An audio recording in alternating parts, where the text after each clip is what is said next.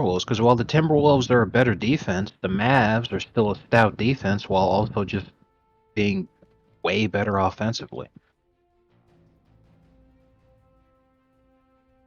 Not that the Timberwolves defense isn't executing, they have been making everyone struggle throughout a lot of this series, but the Mavs defense has just been more impactful.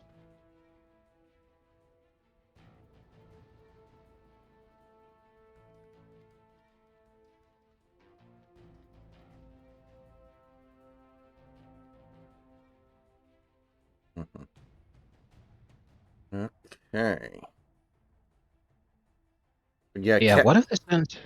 Cat was fucking Oh, awful. I don't know if you've looked at this nice. score or not. No, the box score or not, but Cat was terrible.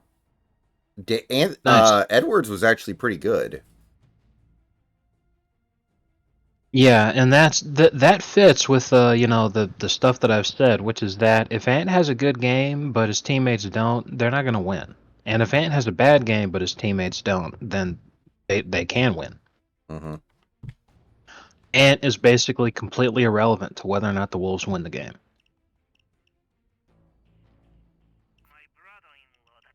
That being said, Cat is of course going to get way more shit because Ant's the guy now. So if Ant has a bad game, people laugh at him and meme him and all this kind of shit. But if Cat has a bad game, people will be talking about he needs to get cut. They got to trade his ass. Worst contract in the NBA, all that kind of shit. Mm-hmm. And I'm all like, let's not forget, guys, that Cat's the whole fucking reason they're here in the first place. Like, if Cat played badly in Game 7, this is a Nuggets Mavs final.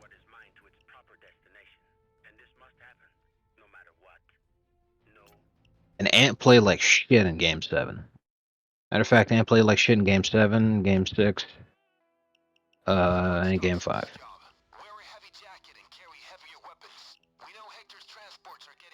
And Game 4 and 3. But, yeah, imagine if this ends up being the first time in NBA history where both conference finals end up being a sweep. Feels Which would be in... feels like Adam Silver won't allow that. He's gonna want the extra game. Yeah, the last time it came close, where both series started off 3-0, one of them ended up in a sweep, the other one went 5.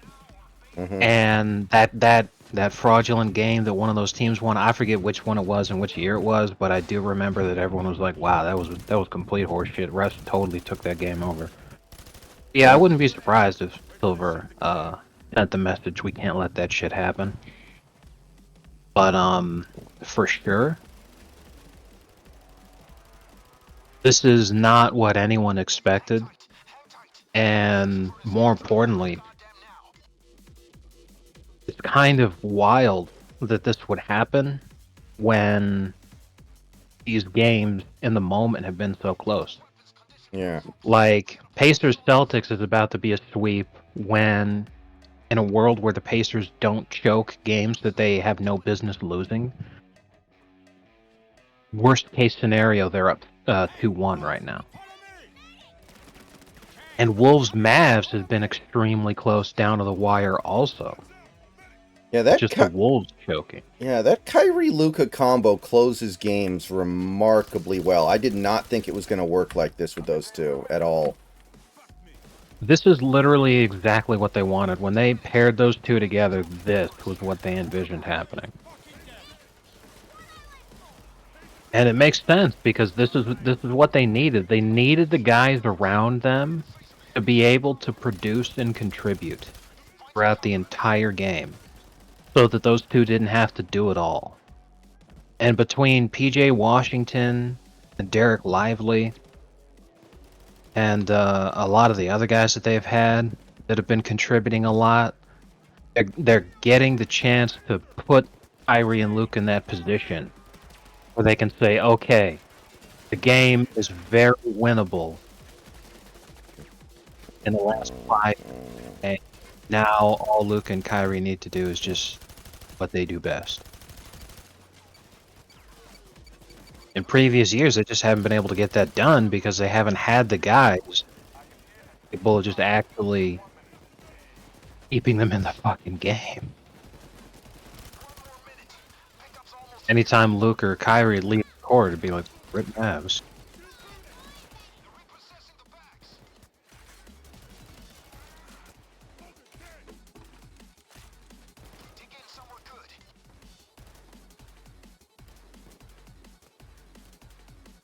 But yeah, I know you didn't get a chance to watch the game, but it was really just about...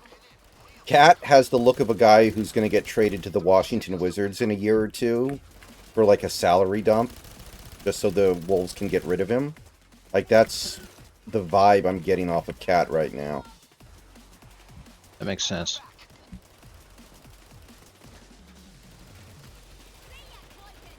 Shit on me.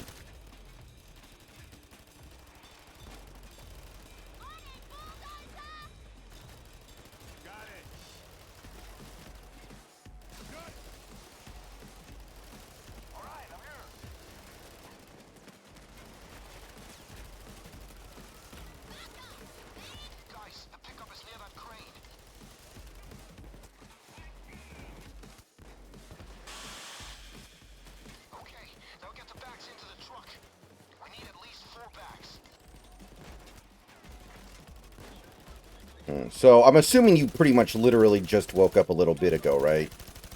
Yeah. Mm-hmm.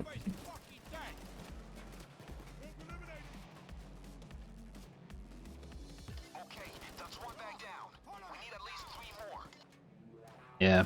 I wouldn't be surprised, you know, like, Wolves get swept, and then they say, okay, it's time to move on from Cat, because goddamn.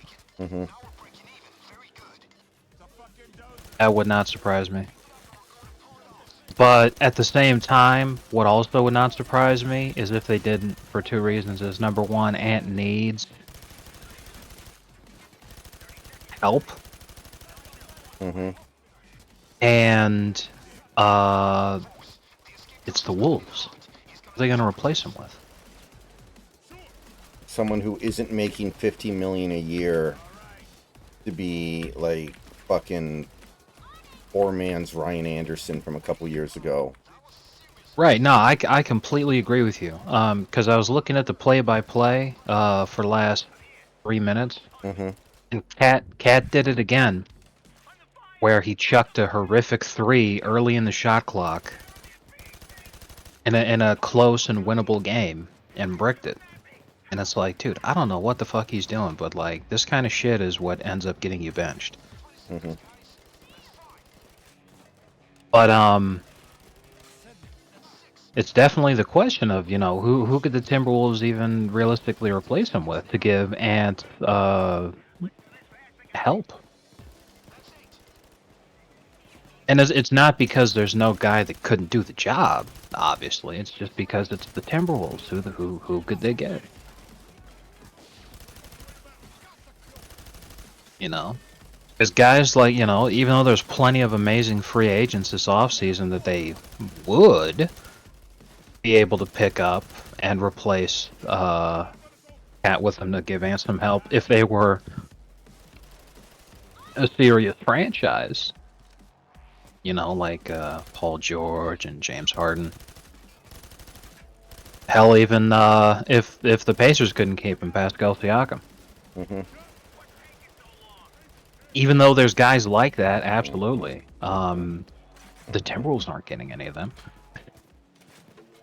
I Yeah. still think we're right on track for my prediction, which was that Ant would not win a championship this year.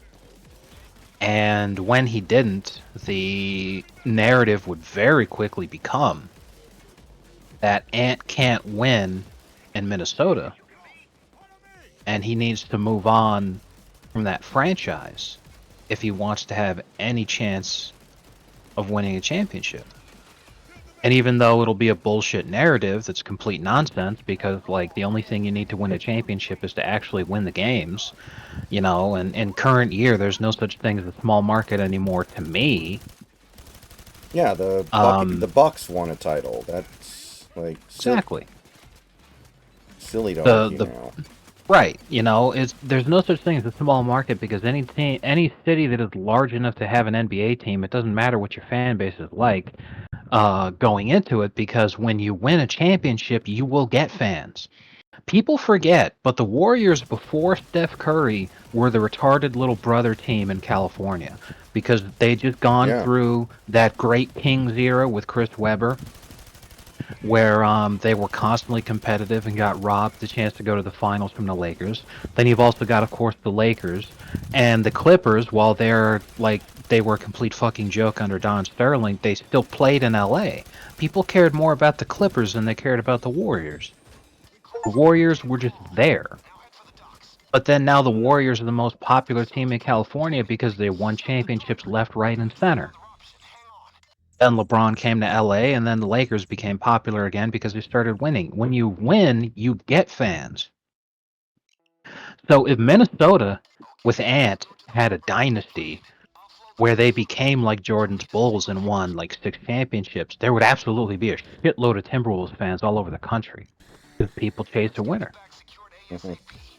There's no such thing as a small market because fucking like Indiana with the lowest payroll in the league still pays guys max contracts. They just have the lowest payroll in the league, but they're still, you know, paying out a shitload of money. So in my mind, there's no such thing as a small market team in terms of being limited by how much you can actually pay.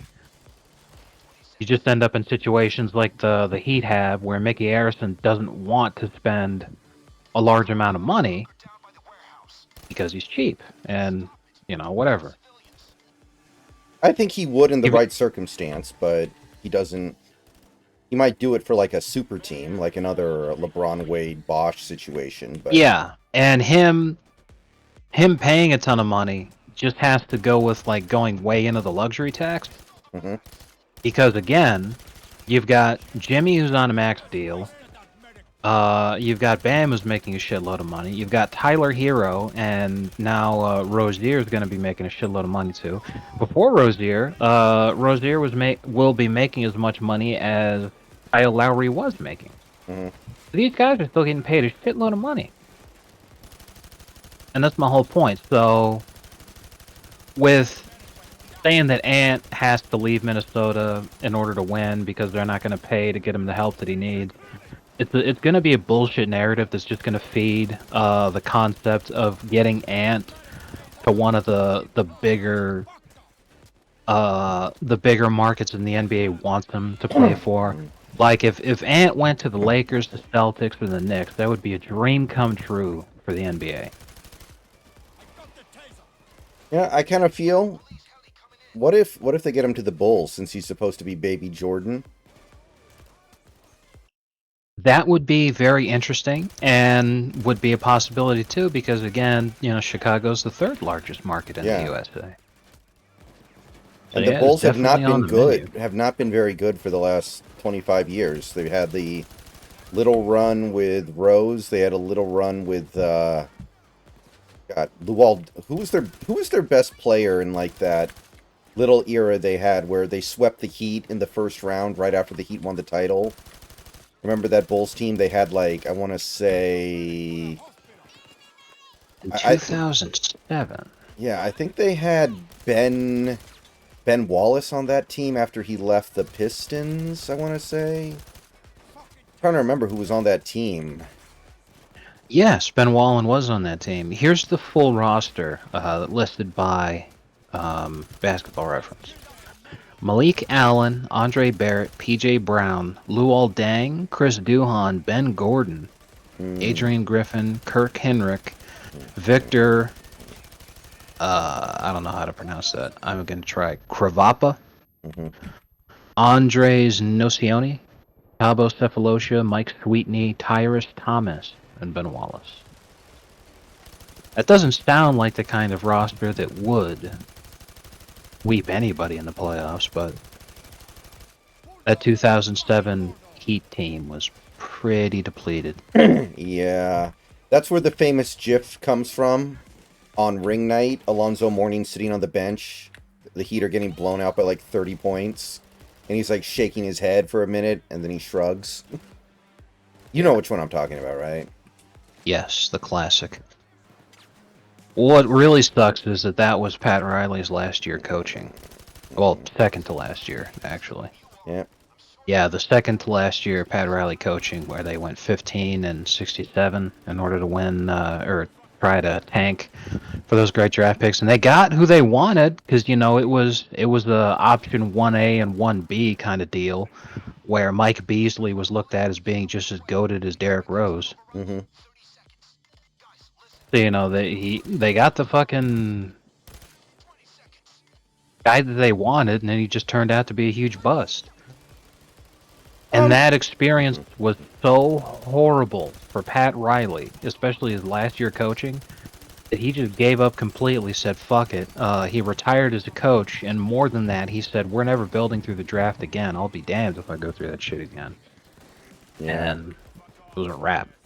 We've never cared about our draft picks ever since. The highest pick we've ever had since then was 10th, and we took fucking Justice Winslow, who, again, great example of why you don't build through the draft for Miami.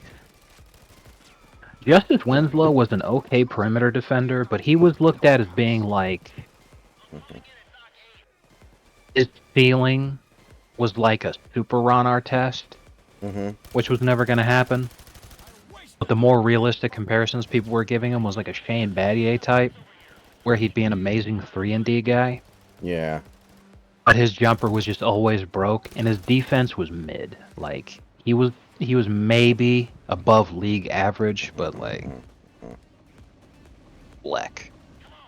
Super disappointing guy. So anyway, yeah, that Heat roster is just a complete disaster. Mm-hmm.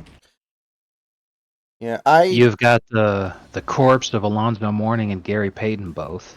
Yeah. You still got Wade and Haslam. Jack They had white no chocolate, longer right? gives a shit. They still had white chocolate, didn't they? Yes, but that was definitely the season where White Chocolate was pushing Pat's buttons to an extraordinary level, Mm-hmm. and was like, because like he tells stories, and he's like, yeah, I was fucking with Pat so much, man. Like I was probably causing him some serious medical issues. And he's on the podcast with other people who played for Pat Riley, and they were like, yeah, I've never seen him more frustrated than when he was coaching you. Like you probably shaved years off his life. A little bit Austin, I guess, but again, I think we all understand that unless you live in a very specific state, your vote doesn't matter very much. So at the end of the day, what does it really matter? Yeah, like I'm obviously gonna vote for Trump because I've already done it twice. Because for me, They can only hang you once. right? For me, I just do it because I'm all like the hell with all of you. However, because I live in California, I know damn well my ballot has never mattered. Number one, but number two, in 2020 they probably like shredded my ballot or some shit.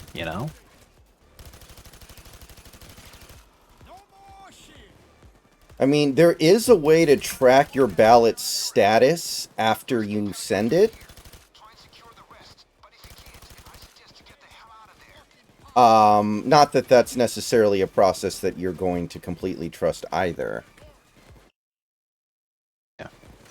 Oh, this reminds me, Snacks. You probably haven't seen this yet because I think it just happened a couple hours ago. Have you seen the guy who the Libertarians have nominated as their candidate for the 2024 election?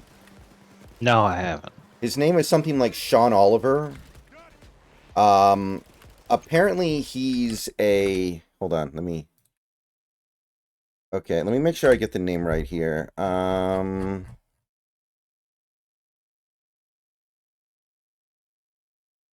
Yeah, Chase Oliver. Excuse me, Chase Oliver. He is gay, and he's a Oh, no. communist. You libertarians nominated this guy? Yes.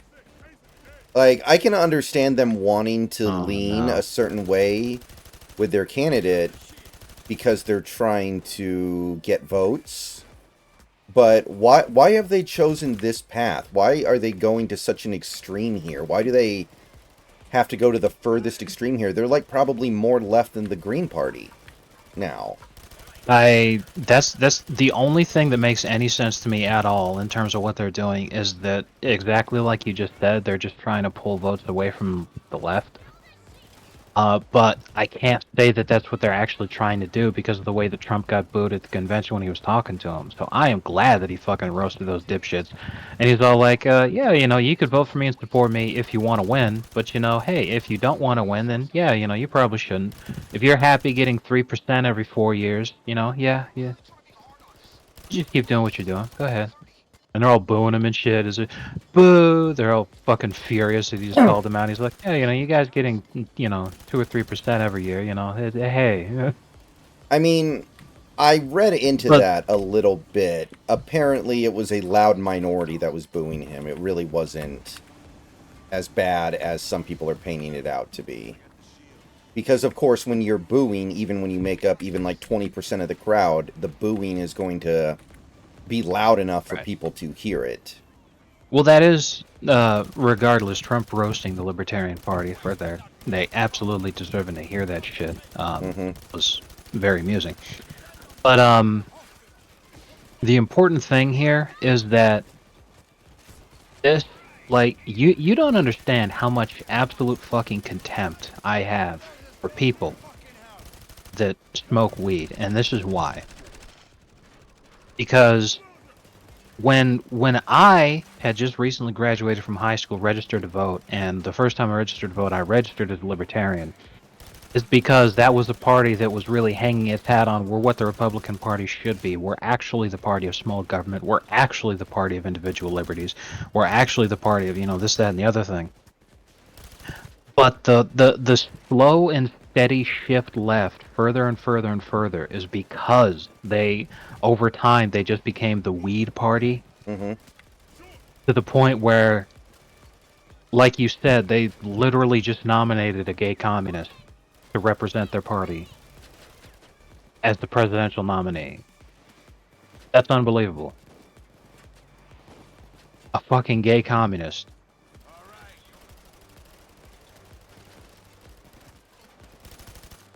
Like, obviously, they know they're not going to win. And in fact, this year, they're probably going to get a smaller vote share than the Green Party for the first time since Nader.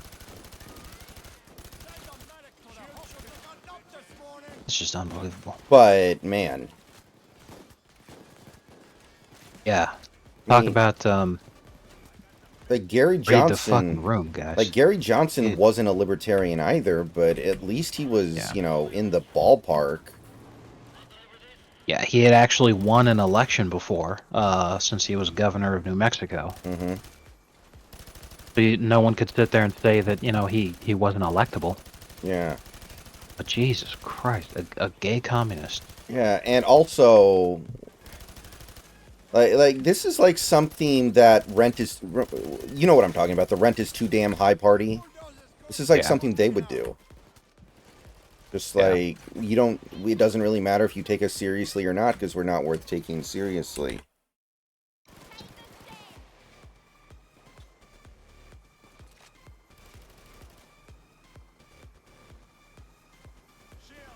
Yeah, and see, like, the Rent is Too Damn High party, they got popular in the first place because, the guy was very animated and flamboyant and very amusing. But, think about it for a minute. If they actually won an election and they got the rents lowered, how do they continue to survive as a party? They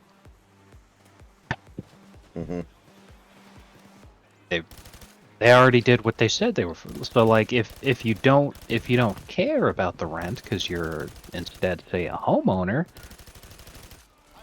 who do you vote for? Someone else.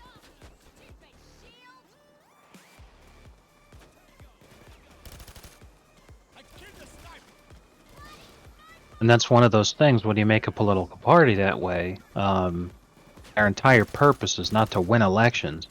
It's just the hope that you have enough people voting for you, that you become politically powerful enough to demand concessions of the major party that you align with the closest so that you can deliver votes to them instead. So their entire fucking reason for existing is to try to get the Democrats to care about rent prices just a little bit more. Mm-hmm.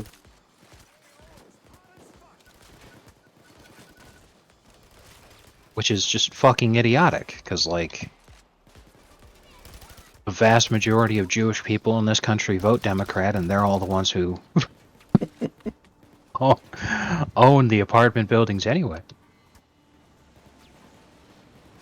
It is what it is. What was the name of the guy who wore the boot on his head like a hat? Vermin Supreme. And Okay. yeah, he's still at it.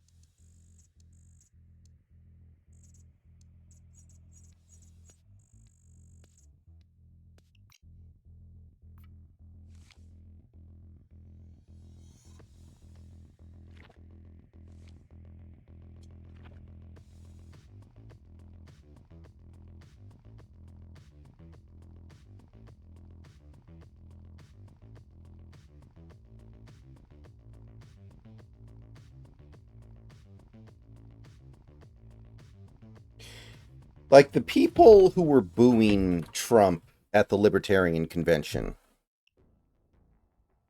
they're not booing him because they're social justice warriors that are appalled by how racist he is or anything.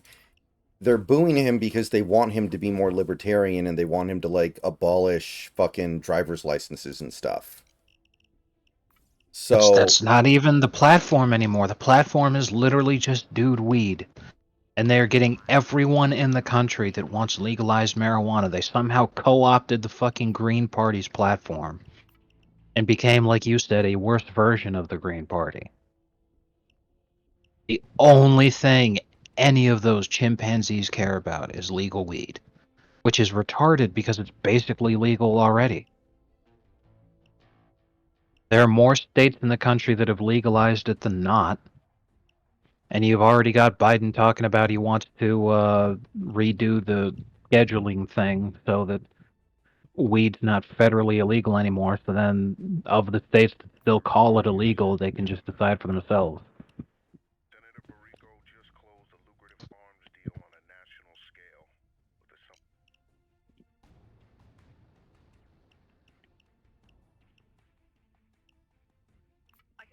This is the same party that used to nominate Ron Paul for president, by the way. mhm. Black. I know it's a long shot now, but just really hope Trump doesn't nominate a woman. I really, I want it to be Byron Donalds. I really like him.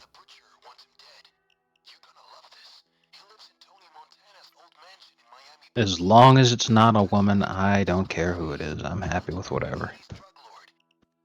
America needs less women in politics, not more. Ever since I watched that fucking retarded screeching on the congressional floor, you had black woman in her 20s fucking talking about getting her hair did and fucking AOC screeching and all that shit. I'm like, Jesus Christ.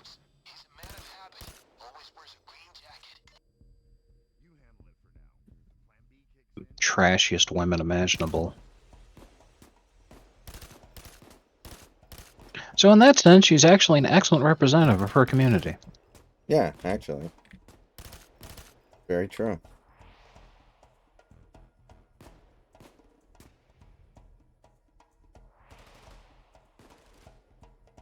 You know what? I changed my mind. I'm glad that she's in politics, and I hope she stays in politics for a long time, because I feel like she's created more racists than any other thing in the country.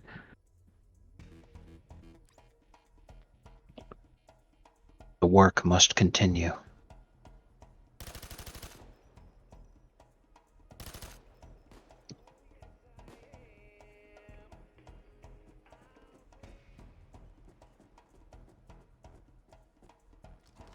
Here, I found it. I found it. Great. Now plug the USB into the computer.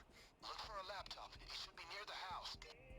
By the way, and also, I understand that Gobert is a rim protector at the end of the day, but he is getting, like, exposed badly defensively in this series to the point where it's like... Yeah. He's got to And that's give the back thing, that... He's you got know? to give back that Defensive Player of the Year award if this keeps up. Well, I don't think he should, because then they'd give it to Wemby, who'd be the biggest fraud since Marcus Smart. But, Strap in. There's a police assault coming in about 30 seconds. I'm trying to hack the security. yeah, it is a crying-ass shame, because the thing with Jokic is that, and like with Gobert, like you said, he's a great rim protector, Mm-hmm. but when you get the guy having to defend a jump shot, obviously he's not really going to do it all that well. Mm-hmm. And the 3 games in a row that the Nuggets won to get back in the series, Jokic was just fucking killing them with his jump shots, which was perfect. But the thing is, in game 6 and 7, he just didn't hit his shots, Mm-hmm. which just happens. But it was the worst thing that could have happened. Yeah. No, I completely agree with you. He's getting exposed. His big weakness is having to defend on the perimeter.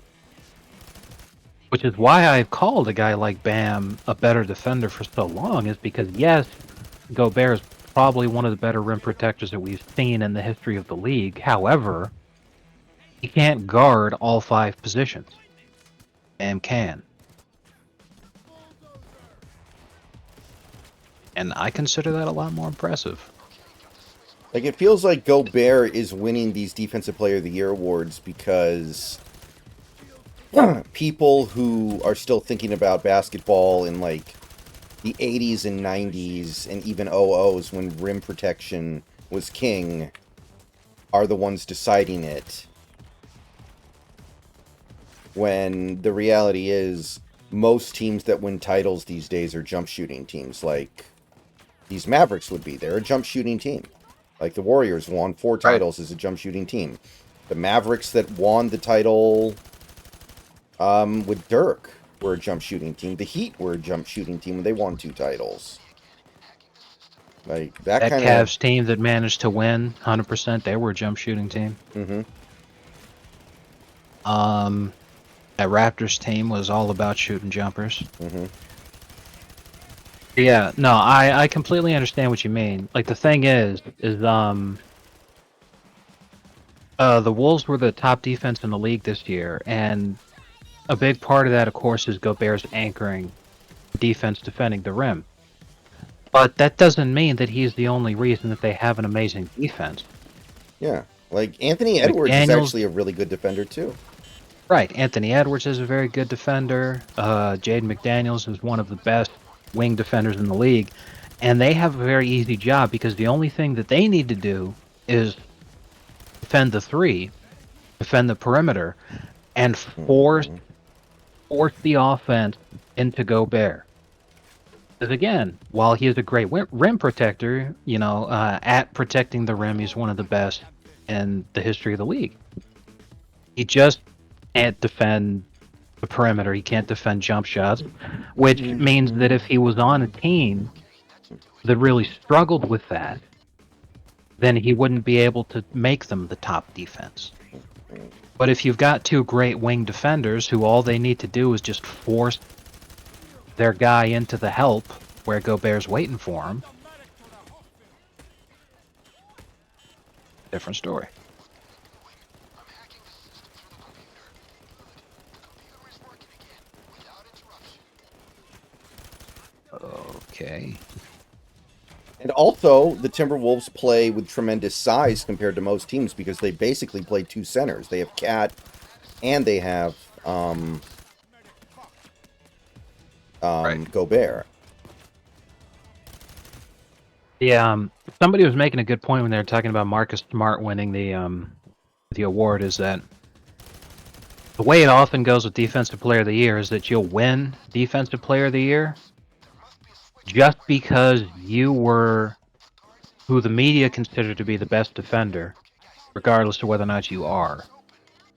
Media calls you the best defender on the team that finishes with the best defense. So Marcus Smart wins Defensive Player of the Year because that year the Celtics were the best defense. Marcus Smart did not deserve that award. That was probably the most fraudulent Defensive Player of the Year award that we've ever seen. But you get what you get.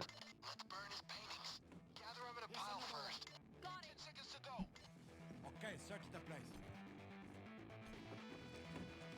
Yeah, Marcus Smart winning Defensive Player of the Year just feels viscerally very weird.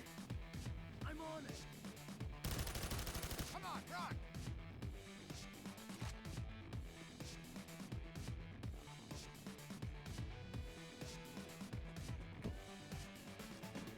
Here's another one.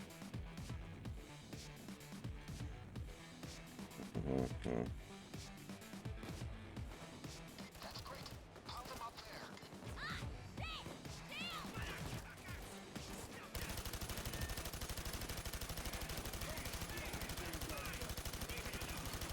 Bulldozer got fucking bulldozer.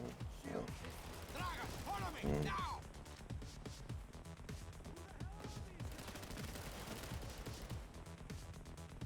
Don't destroy Bro, me. fucking Christ. You got no respect, me nickels.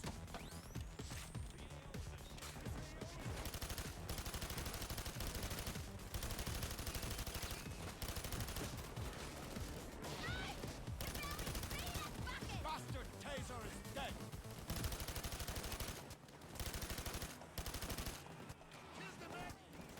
Got another one here. Got another one. Shield taken care of. Got it.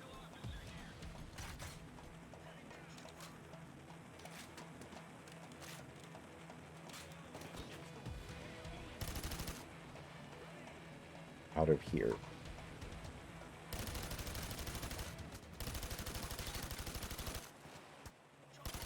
I hope the Mavs find a way to finish it off, but like I don't think there's any way the Pacers are competitive in Game 4. Like they with no Halliburton, they already used up everything they've got in their tank just to be It's competitive hilarious, in Game bro, 3. because like Celtics fans are coping so hard to try to make themselves look amazing and shut down all the people who are saying this is the most Mickey Mouse fucking ring of all time. They had the audacity to say that Halliburton is not important for the Pacers' success. He's literally been their leading scorer for the last 3 seasons.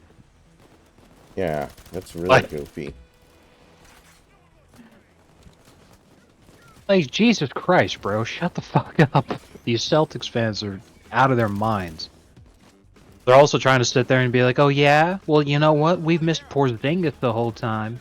You know, Porzingis has missed almost 3 full rounds of the playoffs. And it's like, okay, you didn't have Porzingis. You still got Tatum, Brown, Horford, Derek White, all your other fucking guys who are actually, like... Because you kind of sit there and make a big stink about the fact that you don't have Porzingis. But without Porzingis, what you're doing is you're just playing Al Horford as your center, which he's already done for the last 5 fucking years. During that 5-year time frame, you've made the Eastern Conference Finals like I think 3 or 4 times, and the finals once. So it's like you're sitting there complaining about, oh gee whiz, you know, we didn't have our starting center, so instead we had to play the guy who was his backup, who's actually our starting center for the last 5 years.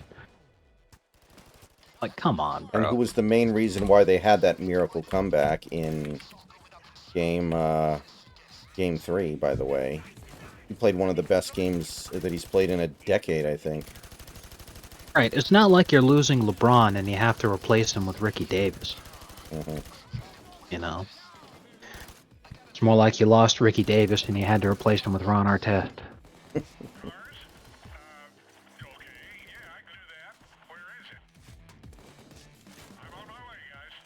I'm hoping we get double sweeps. Just get it over with. Let's get to the fucking finals. I'm still not expecting to be thrilled with the result, but I'm starting to wonder. I will admit, these Mavericks, They finish so incredibly well. It seems like anything's possible. Like, I thought the Kyrie-Luka pairing would be a disaster. Or maybe not a disaster, but I didn't think it would work. But it works beautifully right now. And Kidd has been improving as a coach. You know, when the playoffs started, I thought he was the second worst coach in the league, ahead of only Tyronn Lue. But He might gotta be, say, he's done fine. he might be better than Missoula. Yeah. I mean, the thing with Missoula, like, I said it during the series when it happened. But Spo has written the blueprint for how to beat the Celtics. It's because Missoula has the most ape-ass retarded fucking coverages for defending the three. If you're a coach who's able to see that, and unlike Miami, you have the talent to take advantage, you will crush the Celtics. Because Missoula can't make the adjustments and their coverages are terrible at defending the three.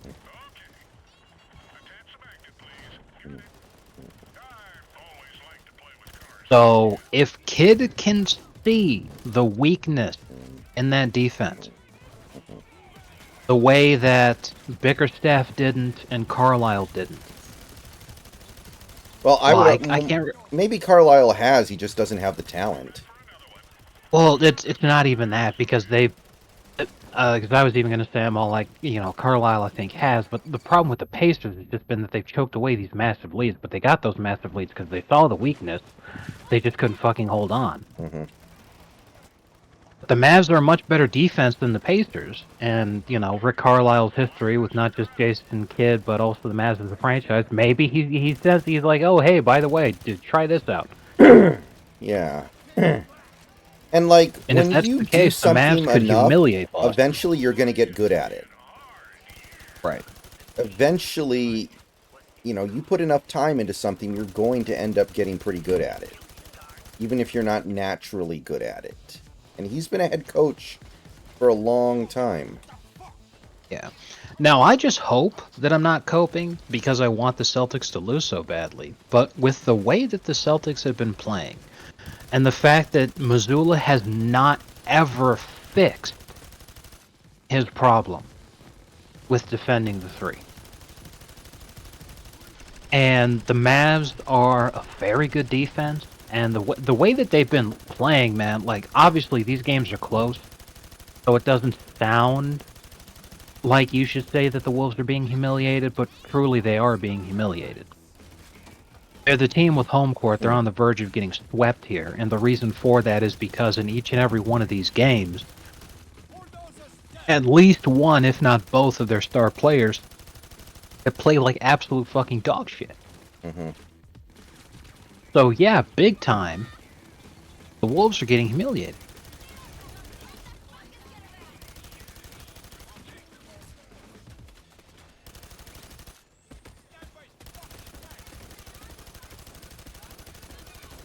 So, you know, I don't want to count my chickens before they hatch. And considering what's happened for the Celtics up to this point, I don't think any of us would be surprised to see Luka, like, essentially die in Game 4. But, if any team's gonna beat the Celtics, it'd be the Mavs. Just because Luka and Kyrie are so good at the end of close games. Yeah. I mean, they're a great three-point shooting team, so they can take advantage of Missoula's big weakness. Tatum's a front runner. And the Mavs' defense is so good that they can hold the Celtics down. Plus, exactly like you said, the big weakness for the Pacers, why they don't have a series lead right now, is because they fucking can't close these games out, but the Mavs absolutely can. It almost looks like a matchup disaster for the Celtics. Of course, the X factor is just going to end up being Tingus Pingus. If he ends up making a difference and brings the Celtics over the edge, then we're all going to sit here and be like, God damn it.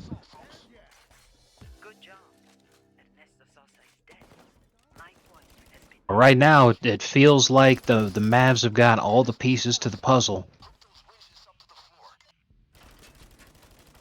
Like, there were some possessions tonight where the Timberwolves are playing remarkable defense, and somehow Kyrie just hits the shot anyway, and that's the kind of stuff that's like, Okay, be ready. Yeah, what do you do that's when Kyrie's just stealing it?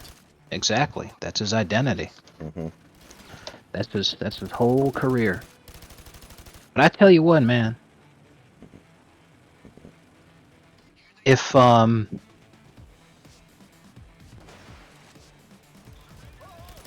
if if the Celtics don't win this championship, oh man, they're cooked. Hmm.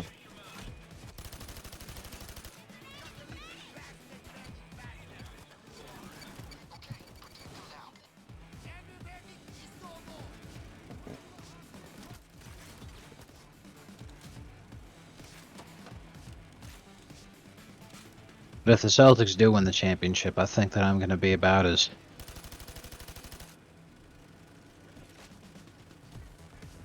fucking dead on arrival as far as watching basketball ever again goes as I am with football now.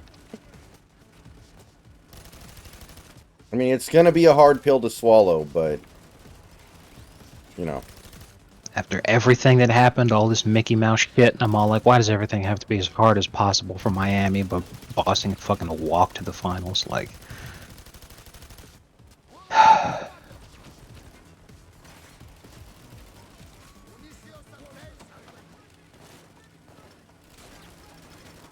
Who the fuck is Tingus Pingus?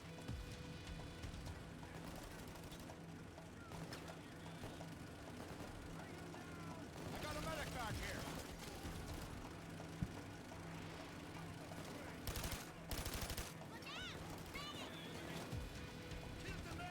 Yeah, yeah, that's a good point. If the Celtics lose the title this year, they're just never going to win it with this core. It's over. Like, this is Yeah. like the red carpet getting rolled out. The bulldozer's gone to yeah. fucking hell. Plus, you know, Horford's been huge for this Celtics team for a long time, but he's gonna have to hang it up sooner or later.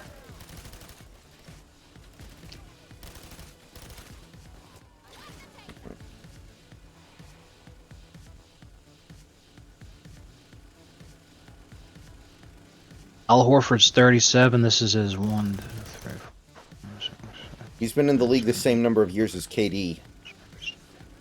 this is his 17th season.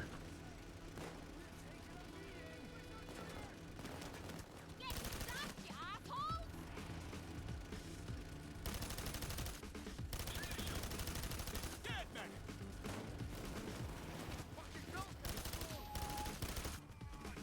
Matter of fact, I'm looking at his thing right now.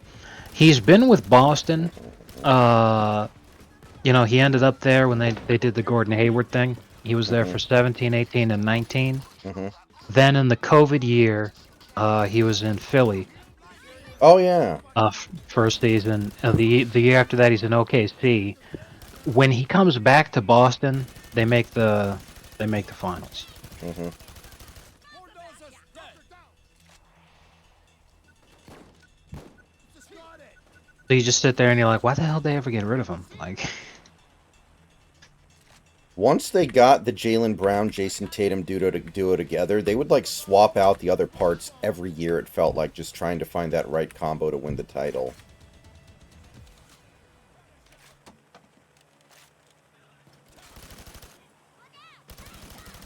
I got the taser. yeah. So hopefully the Mavs humiliate them, because if they do exactly like you said, that's pretty much it. Like, this Horford's got to hang it up after this year, man. He's so old and he's got so much mileage on his body now. If they don't win, he might stick around just because he's like, I can't leave when I'm so close to my first ring. Like, not when I'm this fucking close. Don't worry about the sniper no more. You should go join the Nuggets and try to do, like, the Karl Malone ring chase.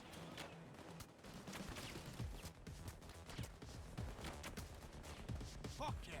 Time to get out of here. Horford on the Nuggets would actually be cool as hell.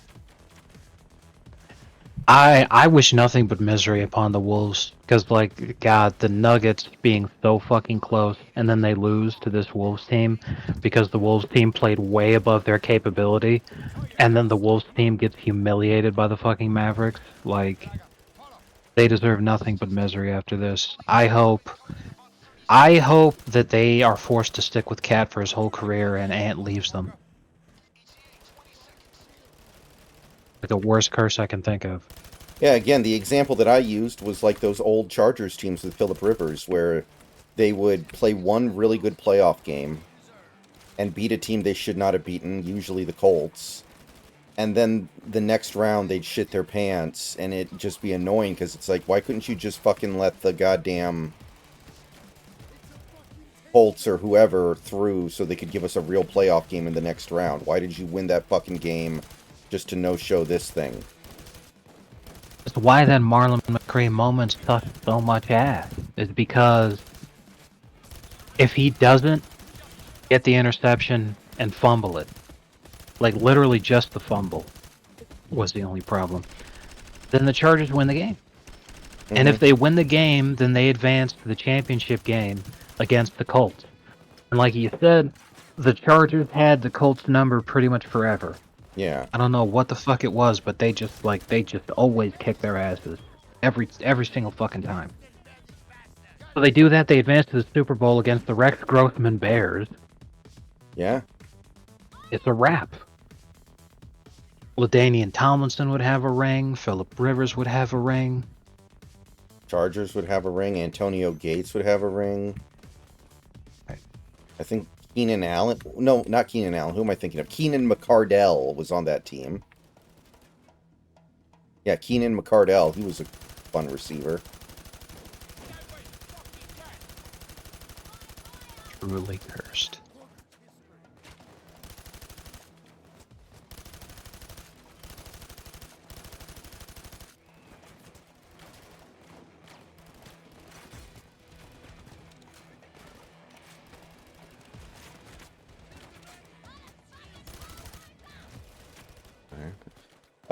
Some of it, Big Country. I watched some of it. And I watched the important stuff again on replay, because Root replays the game at night. Lightning Data, a lot of people think that whenever Curry's ready to retire, the Warriors will trade him to Charlotte for 1 year, so he can finish his career where his dad played, and then just call it good. So that's probably going to happen, but I don't think it's going to happen now.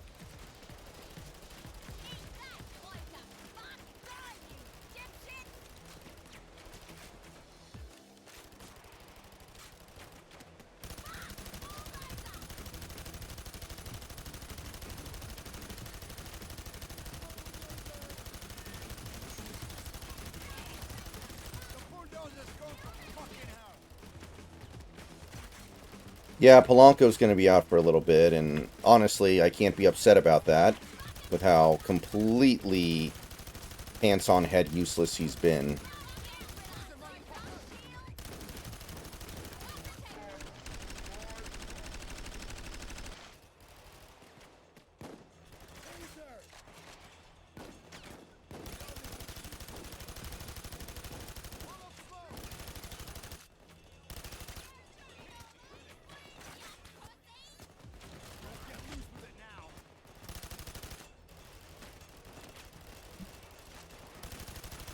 What will be weirder, Tony Parker on the Bobcats for a year to end his career, or Steve Curry on the Bobcats for a year, or whatever the fuck they're called, the Hornets? I can't remember. Yeah, they're back to being the Charlotte Hornets.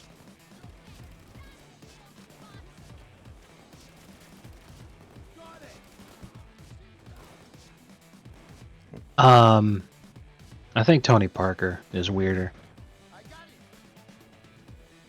Yeah, why did that have to happen? Did Parker need the money that badly? Did Ava Longoria take him for all he had in the divorce? Yes. But I don't think that's why that happened, but yes.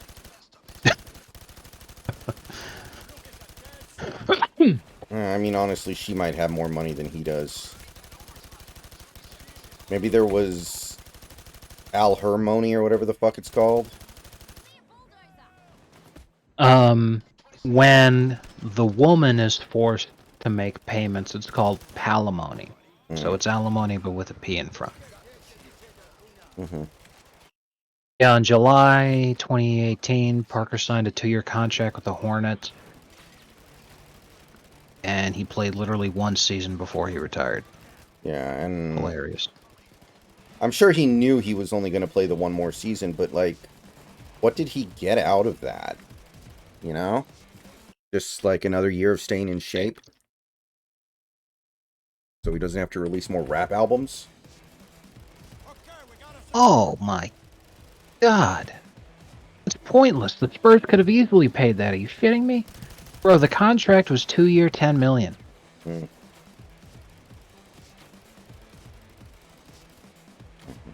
Why? Maybe they were pissed off at him for Google some it. reason? Why did Tony Parker sign with the Hornets?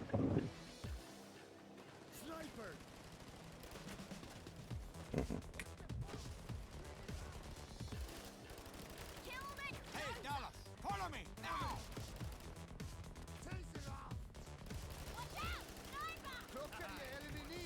Oh, okay. There were 2 reasons. Both of them legitimate when it comes right down to it. Mm-hmm. The first reason is that San Antonio wanted to sign him for the minimum, which would have been $8 million less than the Hornets were offering him. Mm. The Spurs didn't think he'd leave over money. So he did. The second reason is that Popovich wanted to focus on developing the young guy that he had as the point guard, who obviously went nowhere. DeJounte Murray? I'm not sure. Let me check here.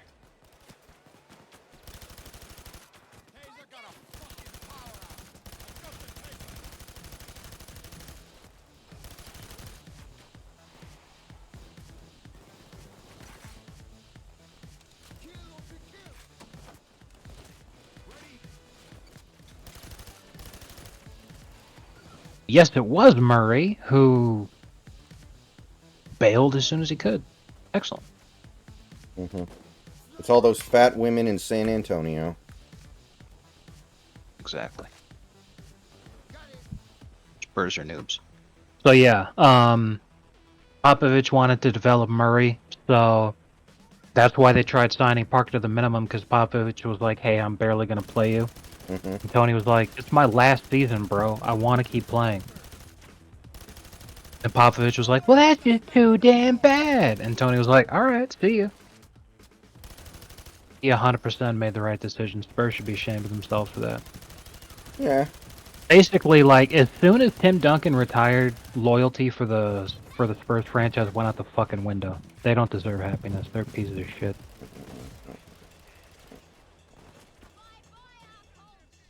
Yeah, it's like, you know, he definitely made the right decision because he also made, like, what, $4 million extra before he retired. Yeah. It's like the Chappelle line. What was it? Like, I didn't know that I cared about $20 million until I realized that it was $20 million. What it was, he went on a very long diatribe about how when you reach a certain level of having money, your lifestyle is not that different, even if you make more money. Mm-hmm. So he said, now at the time, I thought that there wasn't really a difference between me having $10 million and me having $50 million. But as I got older and more of my life went by, I realized that the only real difference between $10 million and $50 million is an astounding $40 million. Okay. There we go. Yeah, my life would not have changed much, but holy shit, having $40 million more dollars would have really made a difference. Especially since when you see what he's been doing now over the last number of years with his Netflix specials and shit. He's been trying like hell Mm. to get all that going. But to be fair with what Comedy Central was asking him to do and all that, I don't blame him, and I still don't think I don't think that he blames himself for what he did. Mhm. He, of course, he could have had the money, but his integrity and all that still mattered. But yeah, Yeah. it's a lot of money. It's like I probably told this story before, but the Matt Damon story, Avatar. You Yeah. know this? Yeah. He would have made about $300 million if he had accepted the role in Avatar, because it was 10% of the back end. And and it was several years ago, somebody asked him, if you had taken that role, how would your life have been different? And he said, well, we'd be doing this interview on the moon right now, probably.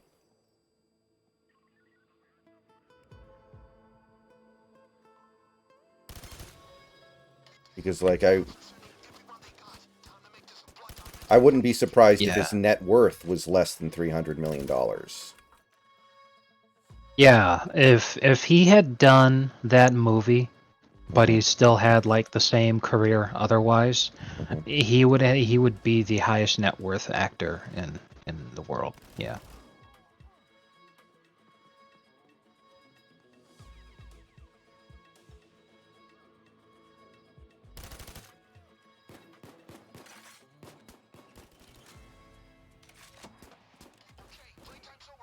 He would probably be known as the most successful, at least financial, actor of all time in terms of money made, because, like, when I think of, like, the gold standard for actors making a lot of money acting, I remember Jack Nicholson got a really good deal to play the Joker in Batman, and he ended up making like 50, 60 million off of that.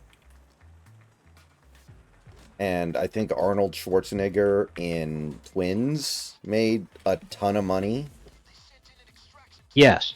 I remember that one. Like, none of that would have touched Matt Damon. Little birdie's home. When I look for who's the highest net worth actor in the world, the first two options do not count. Hmm. Because I don't know why the fuck this retarded ass fucking thing is, but it's like the guy in second place has a net worth of $2 billion. Hmm. The reason he's on this list is because he was in a couple of Disney films as a child actor. Like Hmm. he was in the Mighty Ducks 1 and 2.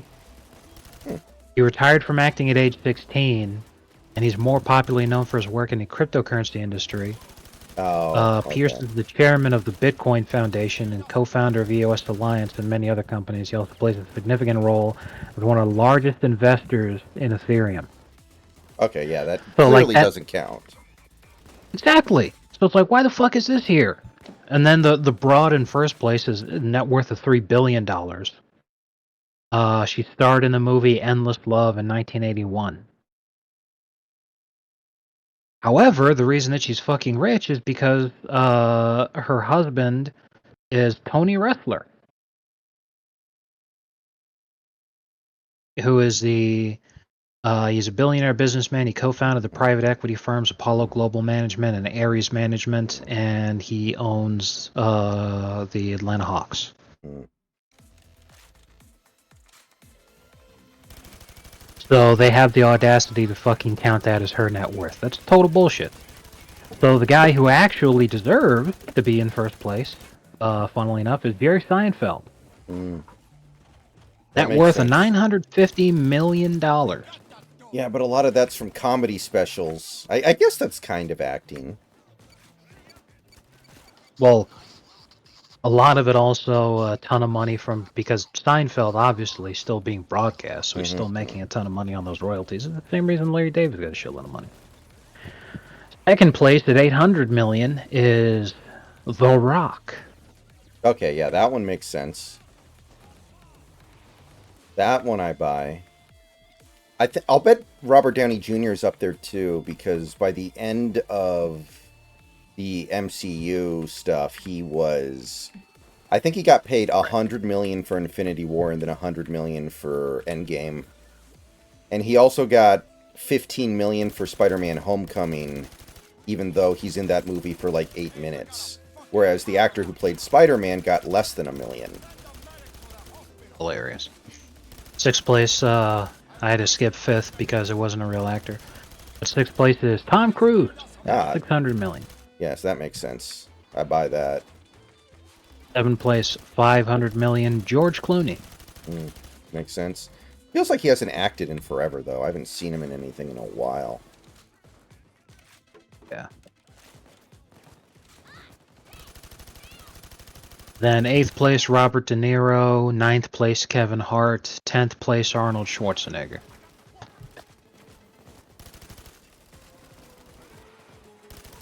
Robert Downey Jr.'s net worth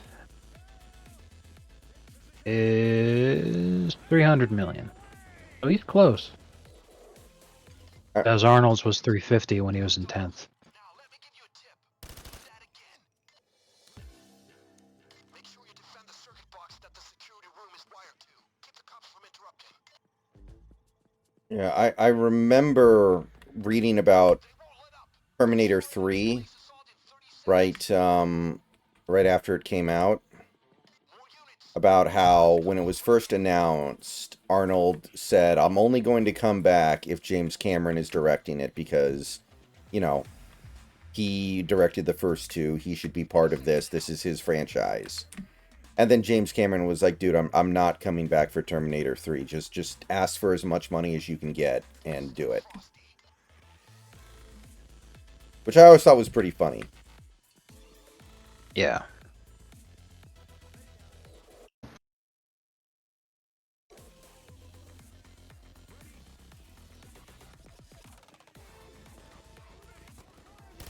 I mean, James Cameron is a guy who's very clearly all about the money. So it's on brand. Yeah.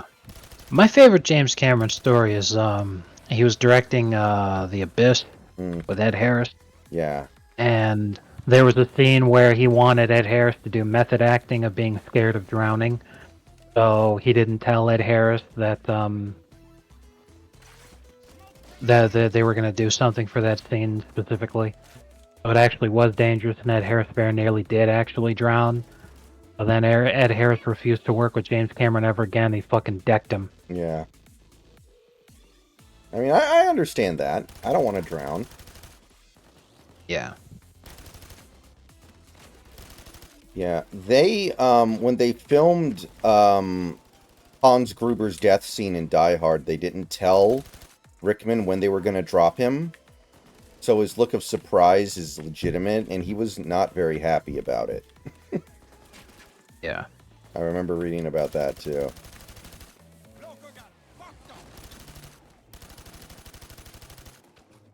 Yeah, they said they were going to drop him on 3. Instead, they dropped him on 2. He was like, ah! Mm-hmm.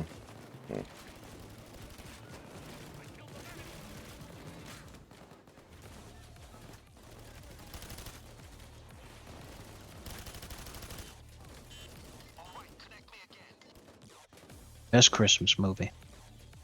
The last movie that George Clooney was in was in 2023. He got an uncredited cameo for playing Bruce Wayne in The Flash. Oh, I do remember that. He shows up for about 12 seconds. Hey, that doesn't count. Yeah, that's utterly pathetic. It's a bad movie, too. Like, do something real. Yeah. There's no way Clooney got paid anything real for that either. I refuse to believe that.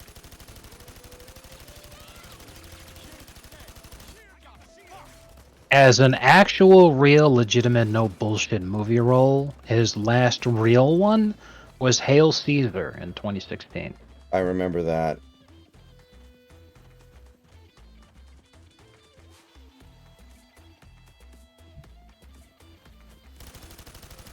Now he's just bribing. Now he just uses his time bribing people to keep his buddy Alec Baldwin out of prison. Right. I like how he got married so that he could run for political office, and then no one cared, so he was like, oh, I shouldn't have gotten married. I don't remember that, actually.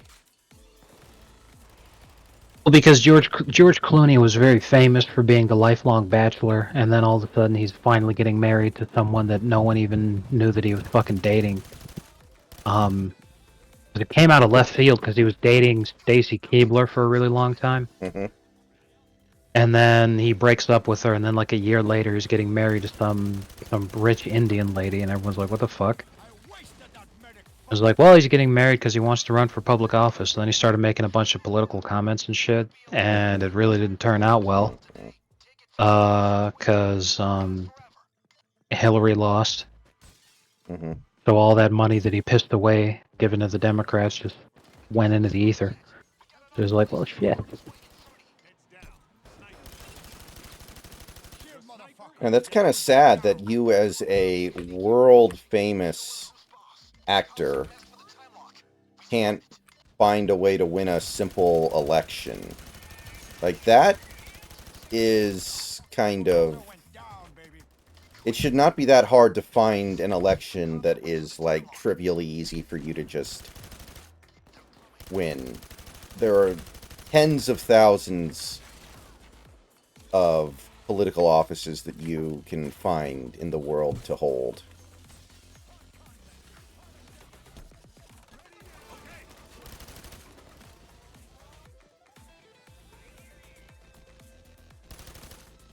Hey, I brought you some shield.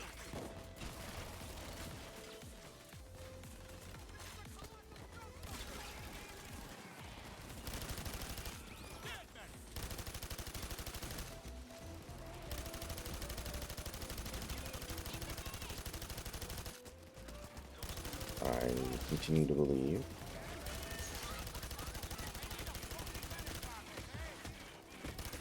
Come on. Bulldozer's dead.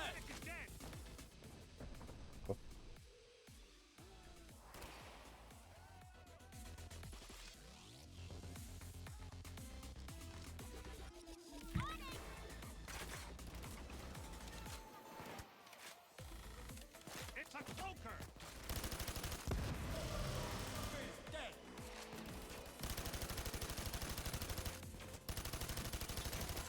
I got the taser.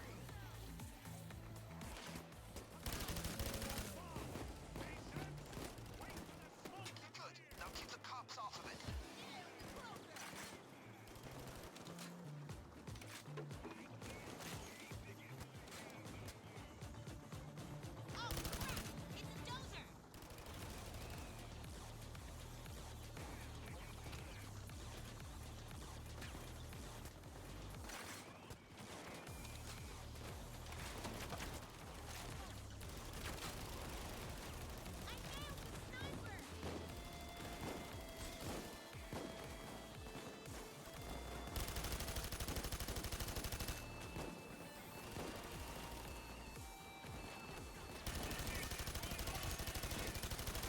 The bulldozer's going to fucking hell.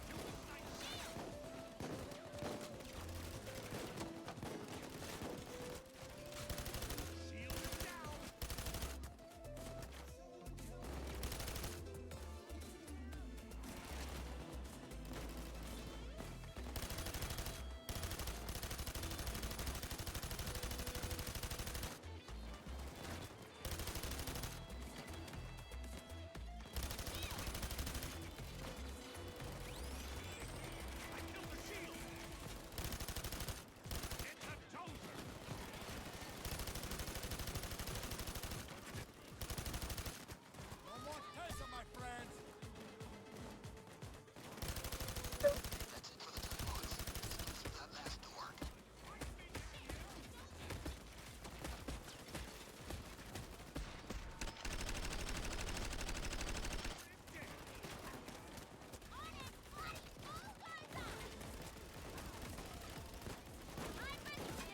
Here it is. But stick carefully. Those floor tiles are pressure sensitive. Don't step on them. You'll have to make a safe path across. Use the circuit box over there. The lines I'm showing you Okay. across the roof. You see, each line corresponds to a tile. Stay on the right tiles. Each path you create will only last a limited time. If you recreate a path, just make sure you aren't standing on one of the tiles.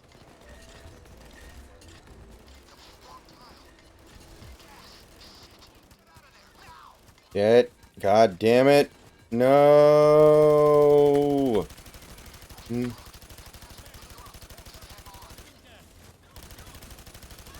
I wasted that medic pump. Good. Reminds me of myself back in the day. Bought yourself a breather. So start breathing and get it done. Watch out, it's got the medic bag here. Get stuck, sniper fuck. Heads up, people. Another assault wave coming your way. 30 seconds to impact. ETA, 20 seconds. A taser. I got the taser. Fucking shield. 10 seconds now. I shot Electro.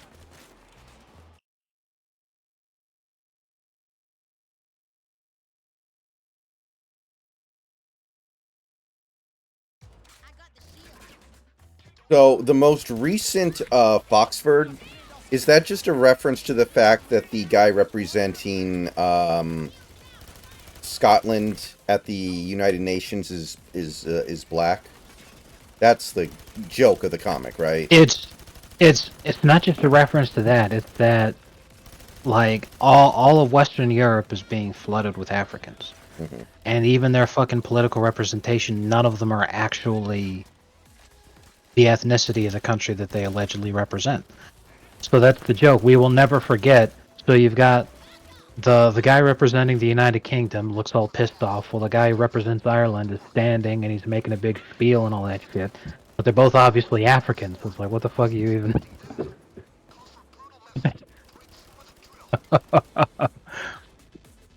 And then it's really nice that the Chinese guy's actually Chinese and the Polish guy's actually Polish. 'Cause, yeah, you know that's a pretty accurate statement about the the reality of modern society is that in Western society, you're represented by a bunch of fucking Africans who don't have anything to do with your country or culture, and then the rest of the world is not retarded. Black. Taser.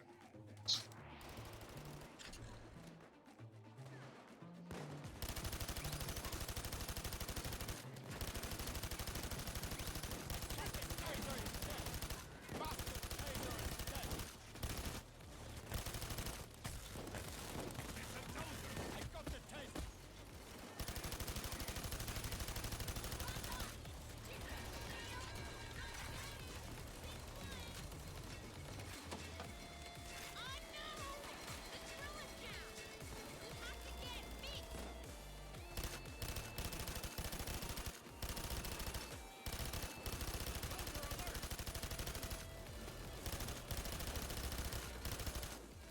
I got something for you here. Send the medic to the hospital.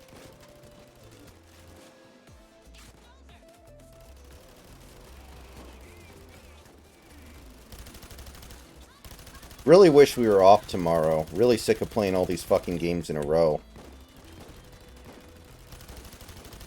Bulldozer can Yeah, fucking for real. go. Don't worry, it won't be for much longer though, because it's only. You know, if they keep it the schedule that they've been going in 2 more days, we'll have our finals match. Yeah, I still wonder if the Wolves Sneeko game... Like, I think it could happen straight. I think it could happen straight up. Like, I don't think it's...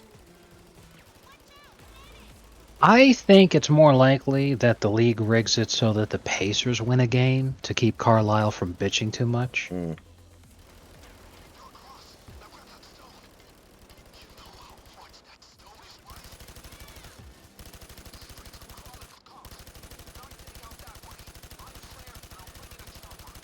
Kill the bulldog.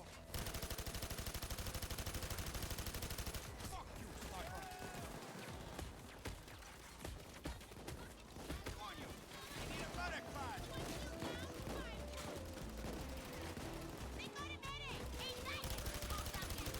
Too easy. What a panic!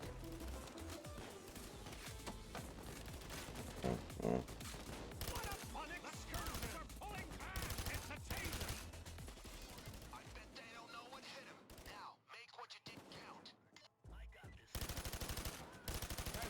one is dead. Damn it, they won't let up. Brace for another police assault in 30 seconds.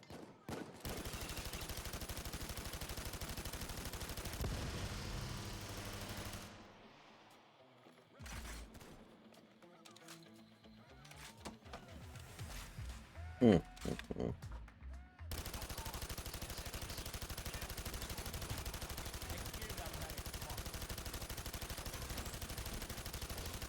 Taser for the kill the shield. No more shield. Stay down. I just don't.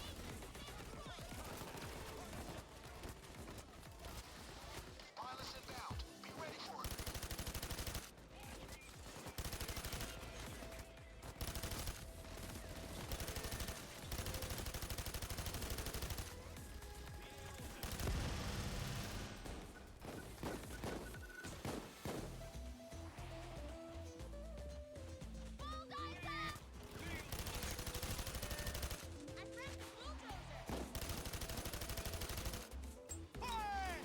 Oh shit.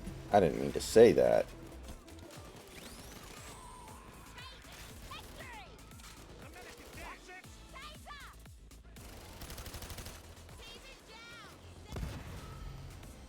They're really asking for it, aren't they?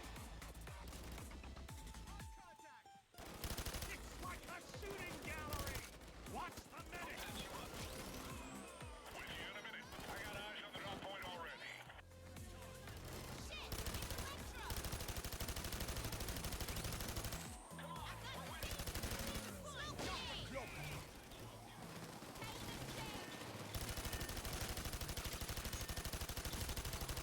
We got that dozer. Fuck.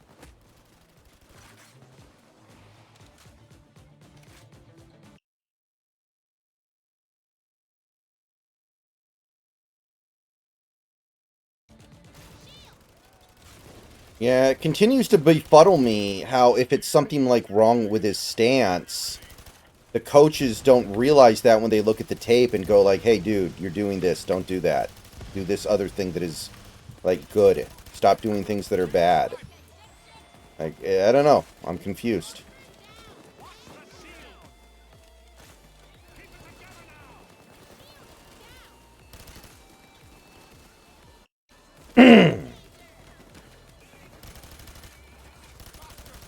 You're done. Here I come. Clock's ticking.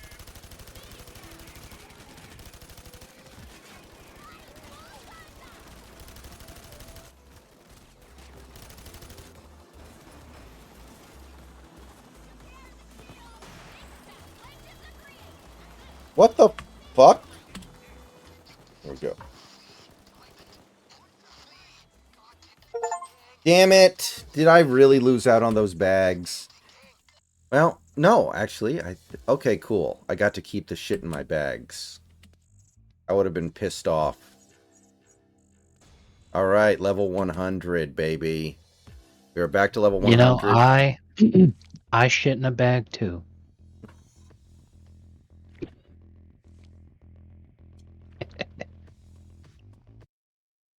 Don't we all? Exactly.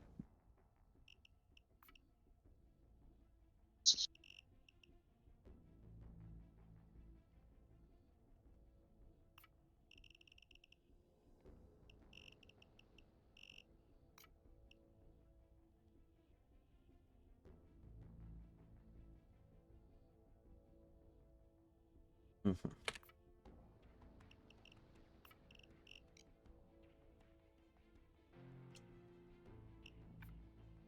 This is where we're at in the world today. I was like, I don't know if I should break up with my girlfriend because she told me completely unsolicited as we're just eating breakfast, talking about something else. She just fucking throws it at me. She said her ex's penis was bigger than mine. The top comment is just like, well, you know, it's better than hers being bigger. That's a very good point. Like, oh, Jesus, man. Fucking society is doomed. don't know if you've been to Stone Toss's website lately, but he recently changed the format around, and it looks hideous to me. Like I can't look at it for very long. It looks like shit. I haven't been there in a while now.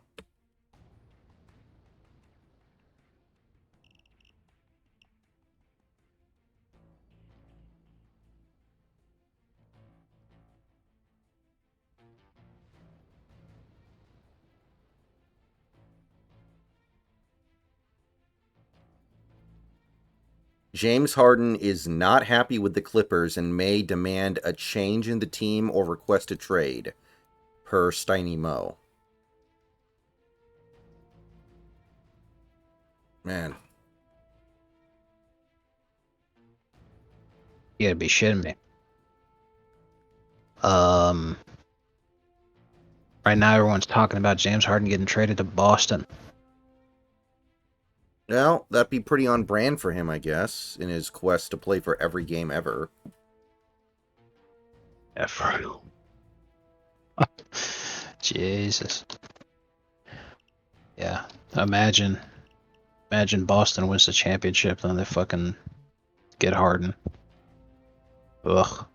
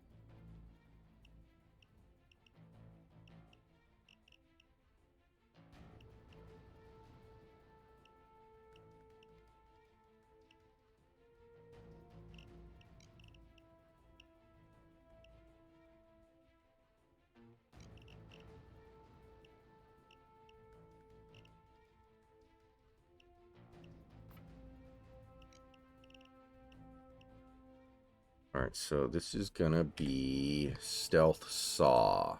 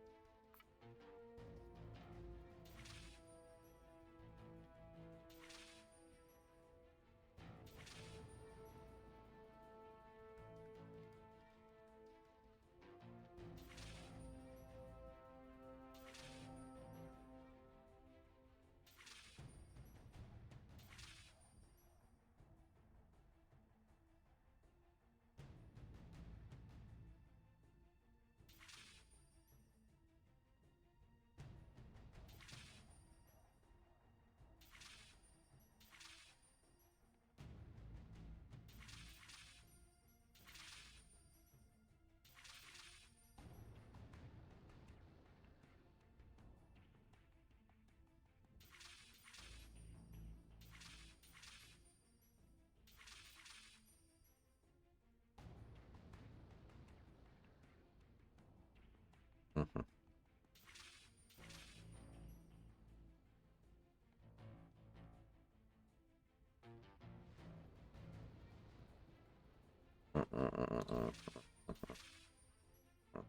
Mhm.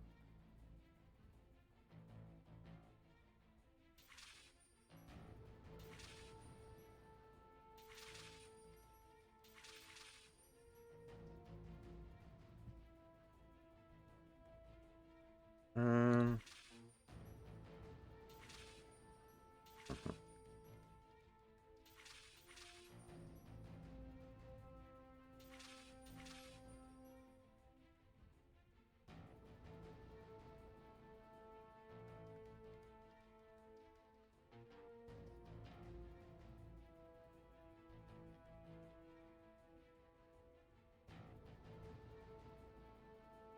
oh, right, okay.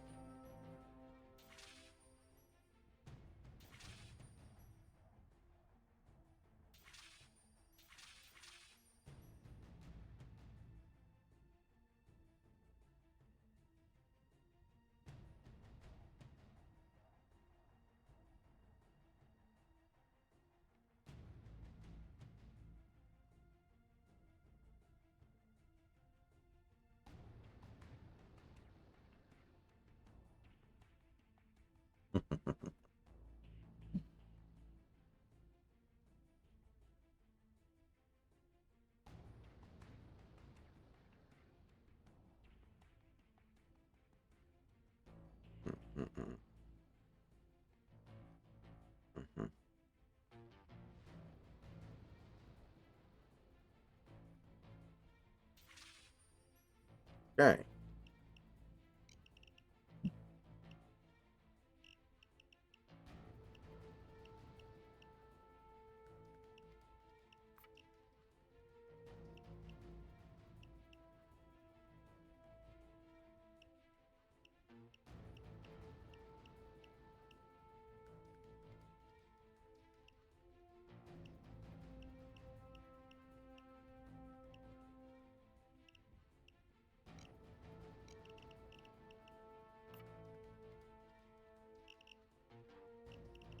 So this is going to be the stealth ECM.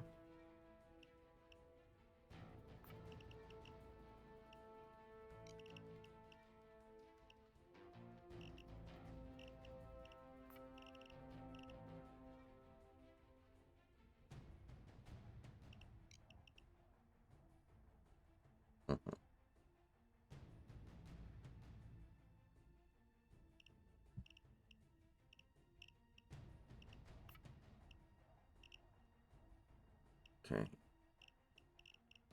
So this is going to be stealth ECM.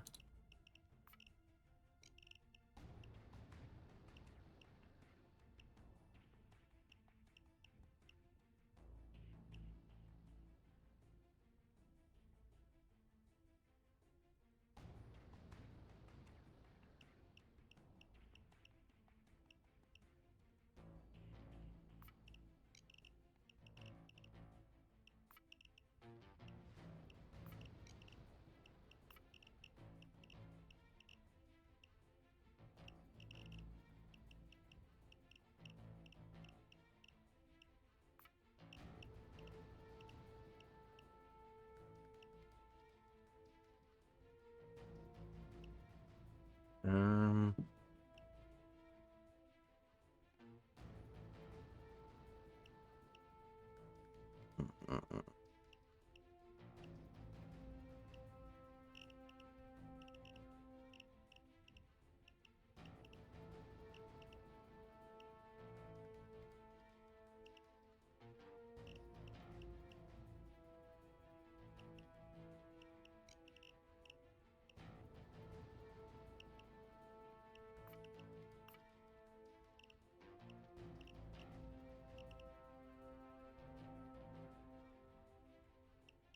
okay, there we go.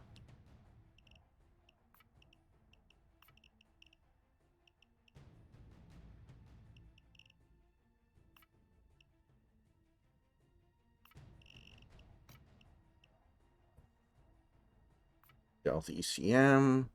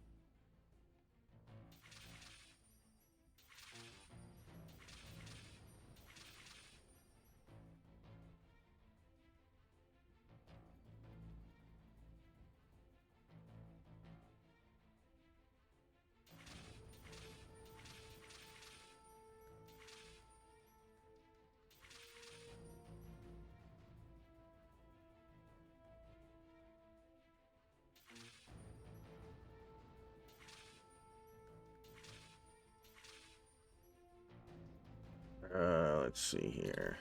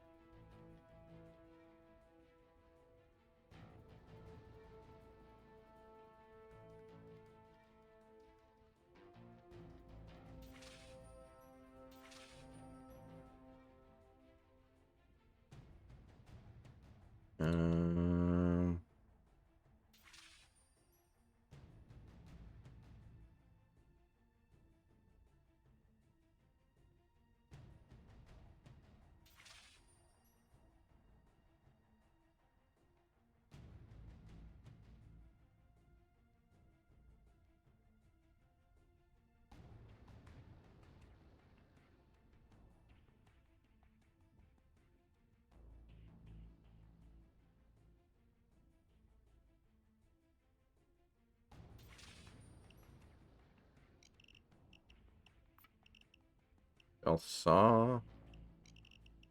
Stealth ECM.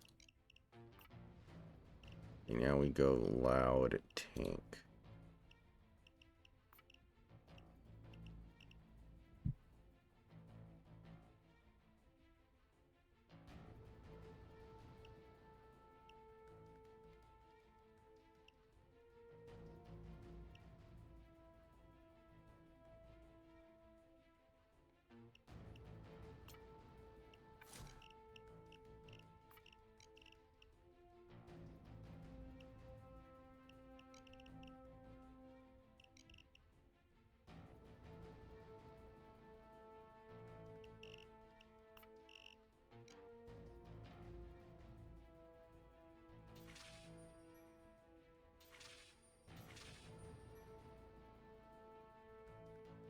I hate them all.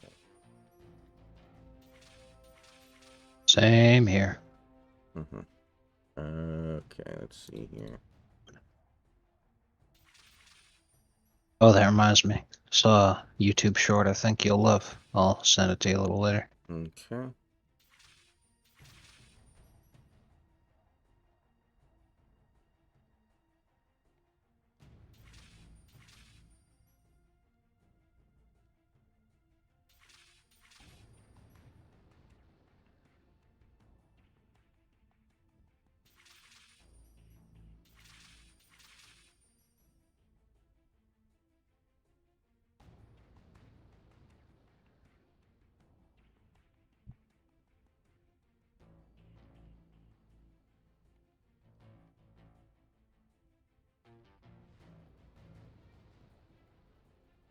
Hmm.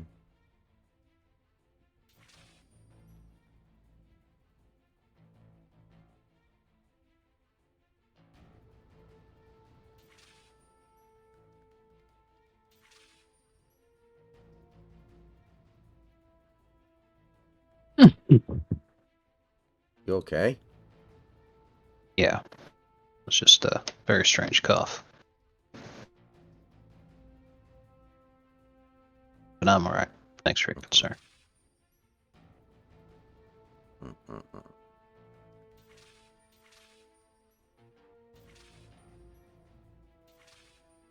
It was weird when I woke up. It's because I had a cramp in my calf. You know when you get those and wakes you up. Mm-hmm. Right. I'm just sitting there like, man, I hate this.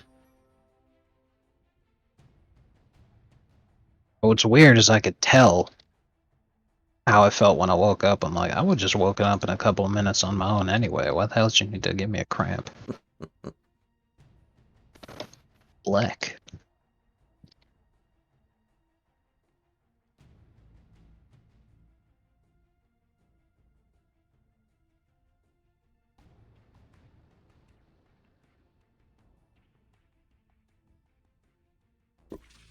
Mm-hmm.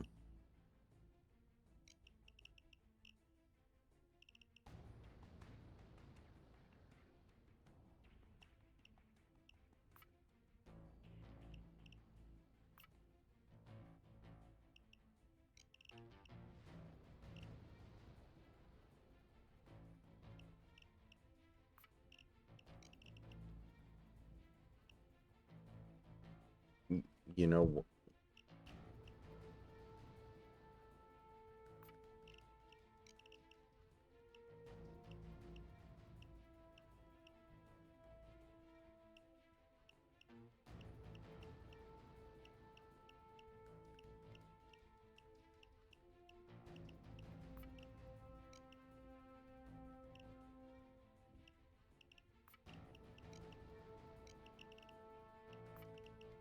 I have just set an example for all of you.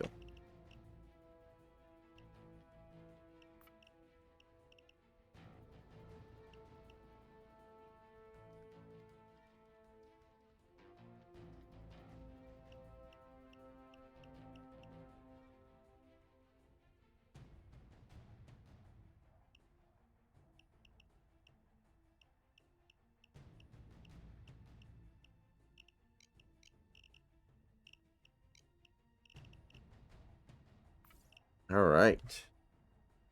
got our new builds.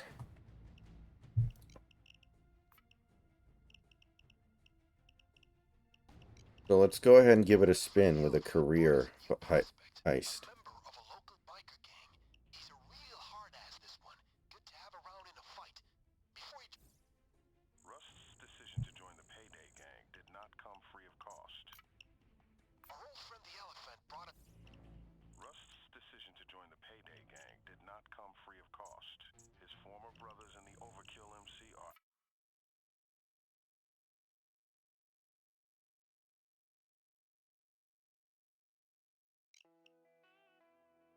We knew Rust's loyalties would be shaky at best, so Dallas came up with a plan to secure it by retaking the old biker's custom ride from the clubhouse. Look at you motherfuckers, just walking in here with your stupid-ass masks. I can't believe Rust wants to be one of you freaks. Regardless, two things are gonna go down now. I'll start by blowing off the head of this piece of shit mechanic, and after that, we're gonna paint this room with your clown blood as well. And the best part is that there's jack shit you can do about it.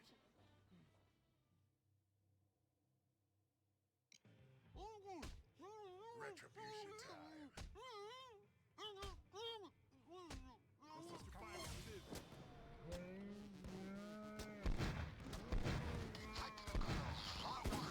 Now on to it. Let's get going. Civilians are an asset. You kill them, they're gone. I told you to stop shooting civilians. Well, I can't tell who a civilian is. These bastards were gonna kill me. And for what? I just came here to get the fight. Jesus Christ. Get the mechanic to help you assemble Rust's bike. You're gonna have to follow his lead on this one. Looks like we're about to get busy. They're deploying SWAT units. Get ready to face some heavy firepower. Come on, whoa. Give me that look. I'm not dumb enough to think you just came here to see my life. Us too, remember? Wants his baby back. Well, you're gonna have to give me the parts if that's gonna happen. Okay, I need some exhaust pipes and a gas tank. There's a ceiling that's in the workshop. They store them up there. Get me both, and I'm all happy. The police are freeing civilians right now. A gas tank and exhaust pipes, gang. That's what the mechanic said he needed, and you'll find them in the workshop. How'd you like that, Dover, There's a huh? police assault coming in about 30 seconds. Hey, George. Down on the ground. Now deliver the part to the mechanic so we can work. One of those attempts that I made to try to get Brock to do the Kramer's showtime at the Apollo fiasco. Mm-hmm. Hilariously started off with Jerry talking to George. He was like, George, I've been thinking about starting a new hobby. What do you think if I started doing stand-up comedy? Sounds like And something George was like, from the show about nothing. Exactly. George was like, I don't know, Jerry. Do you really want to give up your day job to do that kind of a thing? Oh, come on, George. You think I'm funny, don't you? I was like, oh, God. This is ridiculous. It felt like those were all lines that should have gone to George instead of Jerry. And then Jerry getting him and makes it hilarious because he's like, he's already a fucking stand-up comic. What are you talking? That's the joke.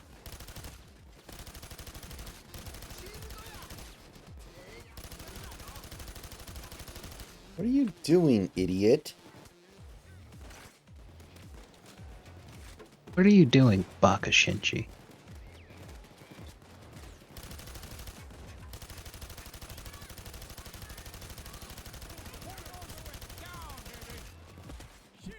I like how the one I did where she was trying to protect Unit 2 from getting stolen by the 3 black guys, she kept calling Shinji Baka, just like as part of conversation. That was pretty good. Yes.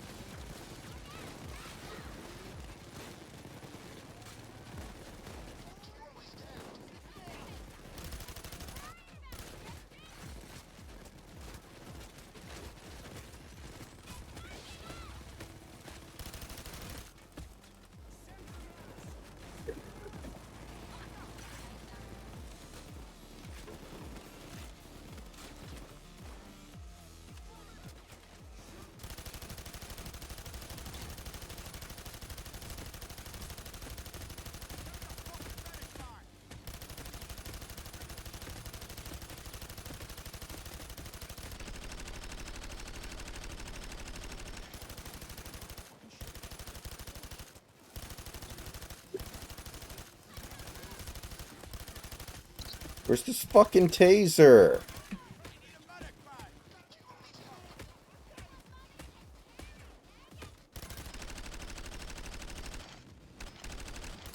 Shield is dead.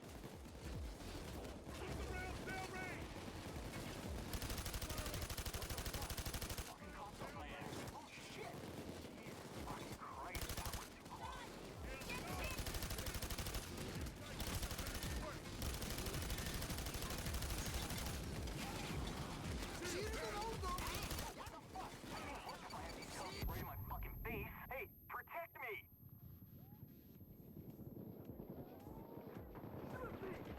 What do you think I'm trying to do? Bulldozer got fucking bored of.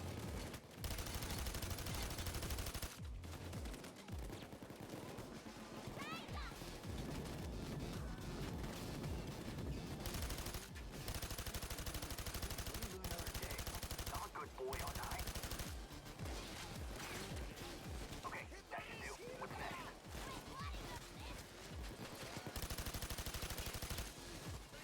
I don't know about you guys. I'm dying of thirst. Would any of you be a sweetheart and grab me a Coke from the vending machine?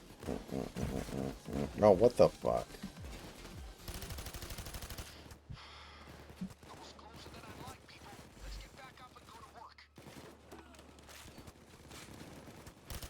Shit. Police has called in heavy-duty reinforcements. I don't want to be a douche. I really don't. But that Coke ain't getting here itself, you know? Great. That's the part he needed. These assholes alive.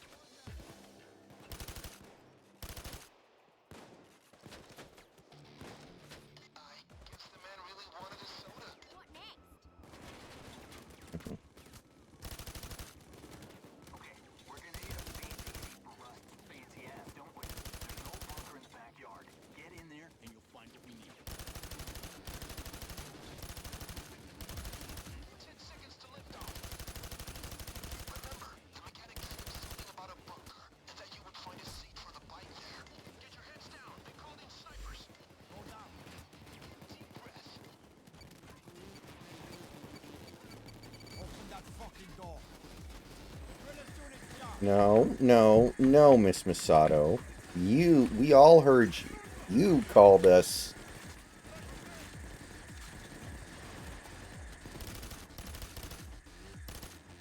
Sniper's fucking dead.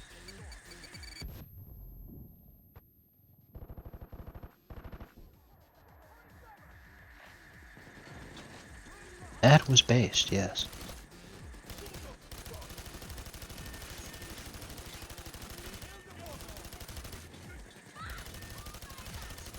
Remember George's line at the end of the Grok story, where Kramer was giving karate lessons? Fucking power out. I do not remember. I can't repeat it on stream. Oh, So- I'll look it up. Yeah, look it up. It's pretty good, and I don't know why Grok did it.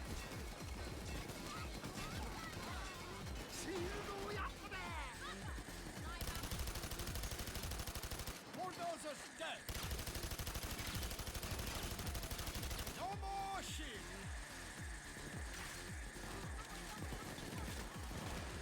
Drill is finished, guys.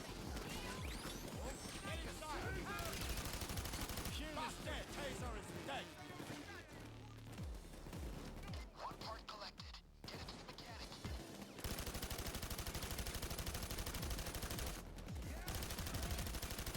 Damn, I did too many It's the one, karate stories. I can't. it's the one that you sent to me way back when you first got Grok. If you go back in our chat archives, Oh, you can probably there find we it. go. I thought it was way back in January. Fuck.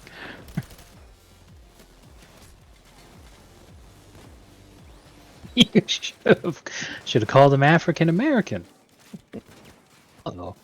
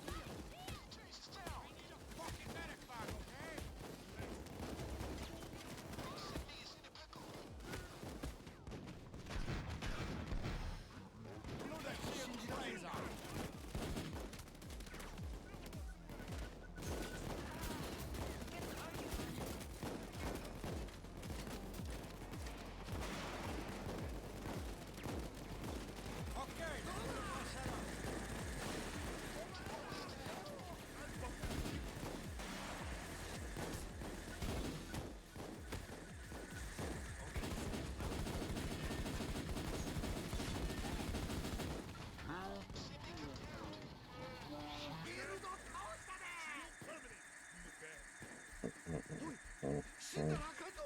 次はないぞ。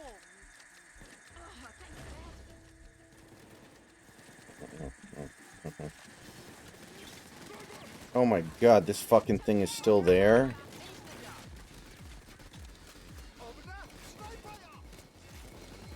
You just gave me a few more gray hairs. Recess is over, fellas. Let's get back in business.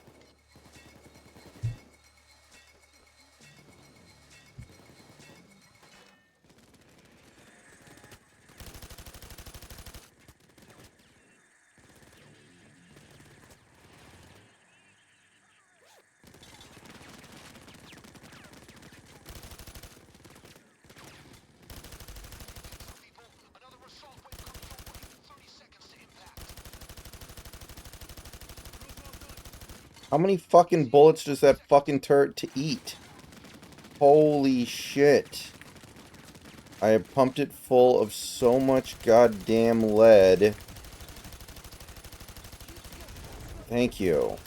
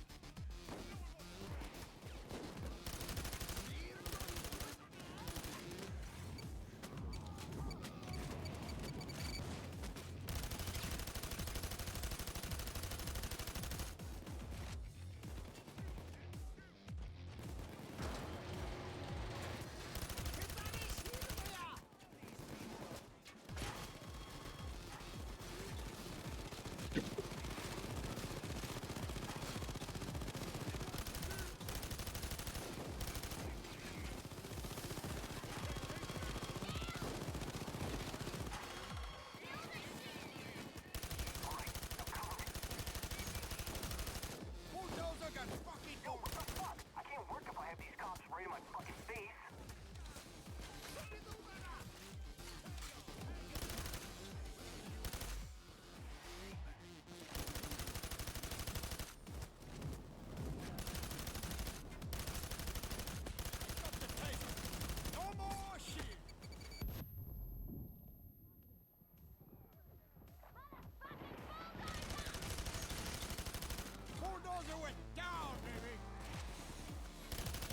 Man, this level has a lot of Confederate flags.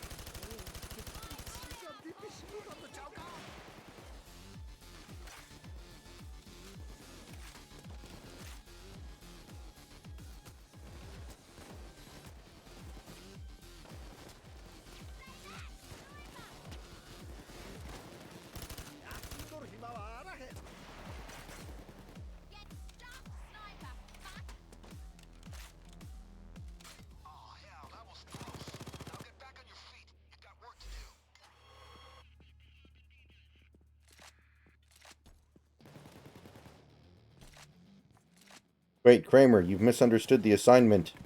We got a shield. Oh man.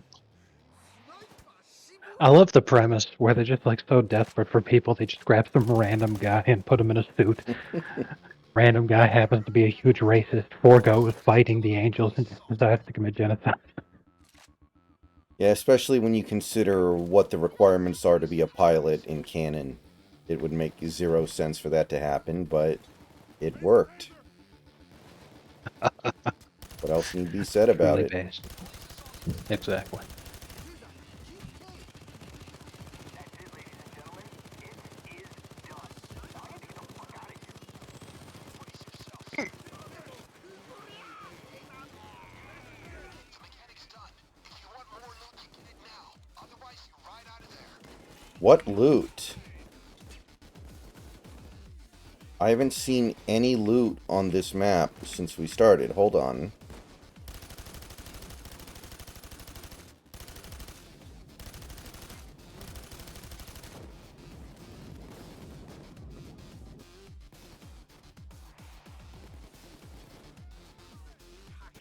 Okay.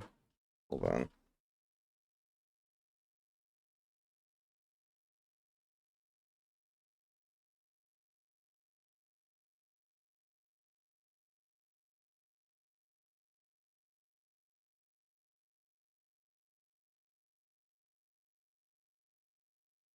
Oh, okay. Well, let's head in there.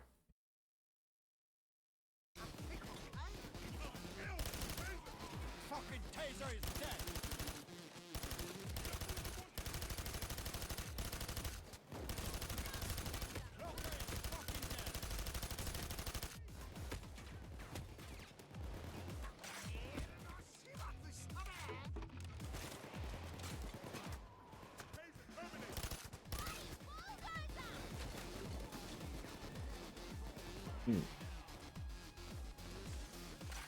Thought my cat wanted attention. Just oh, there he is. Your pussy wanted attention. I understand. Ooh. Ooh. Boo earns. Boo earns. I was saying boo earns. Don't worry about the sniper no more.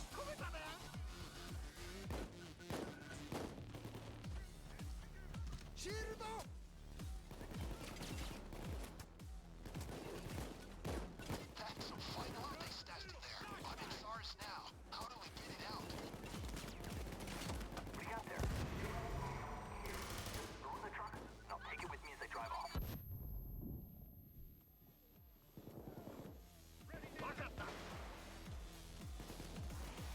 Do you want attention or not? I'm not gonna sit here forever.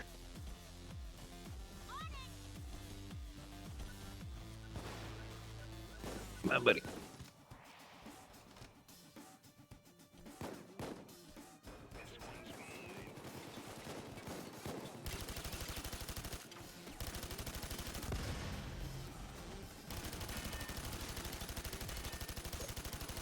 The bulldozer's going to fucking hell.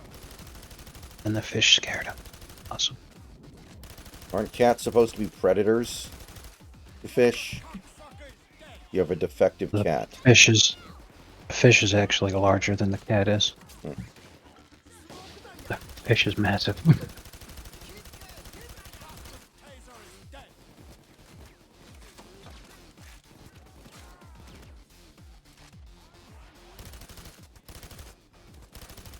Cute. Fucking taser is dead. However, defective definitely describes my cat.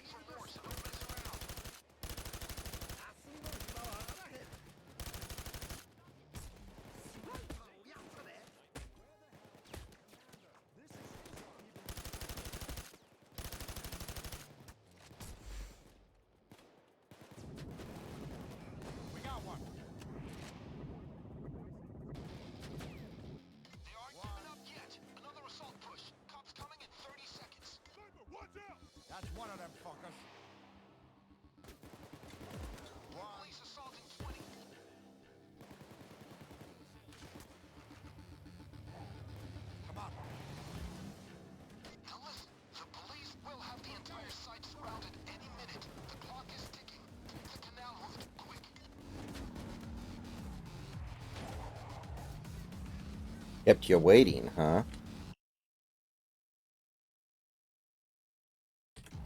Just keep driving straight. Right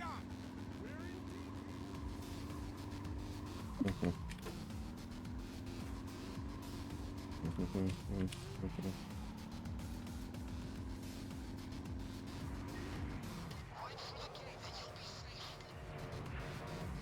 This is the place. We fucking did it.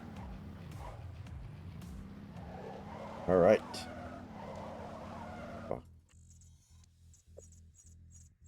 You just cost us the championship.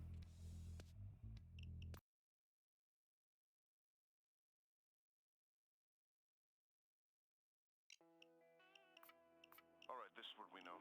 Somehow, the Overkill MC got their hands on a new type of technology called brain-computer interface. And believe me, gentlemen, this is the future.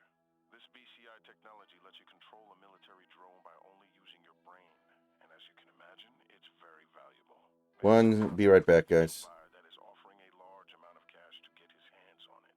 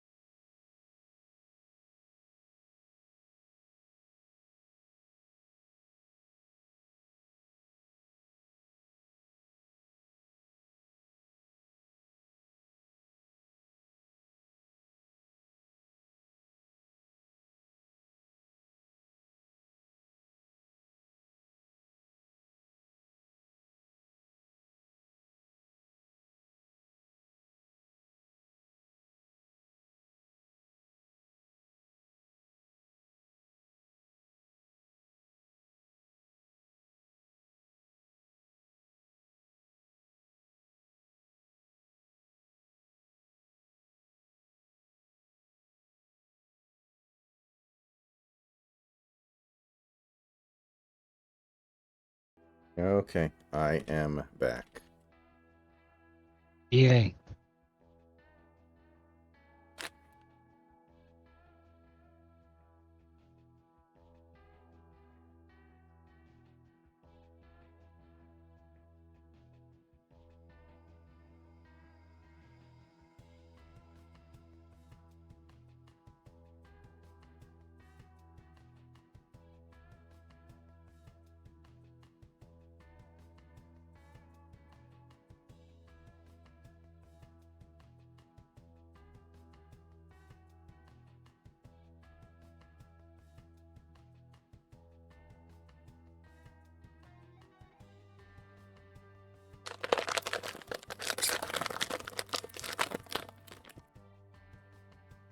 Okay. Here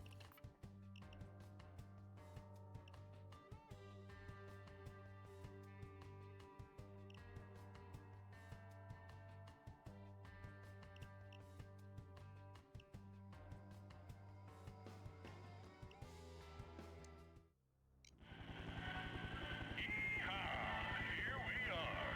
I'll circle around till you get whatever you came for. Just give me the signal, and I'll be back to pick up the loot. Good luck.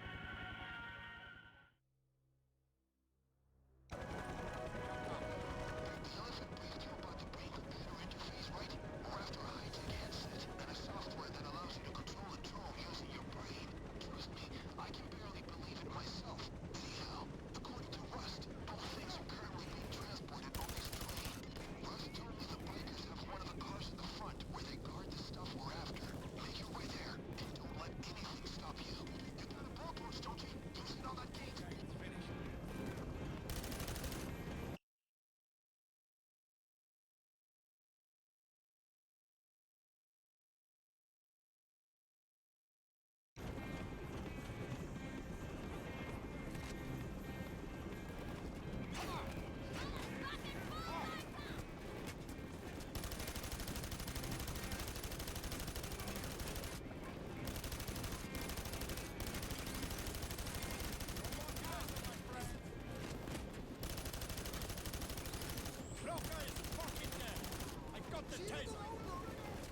You need to get to the front.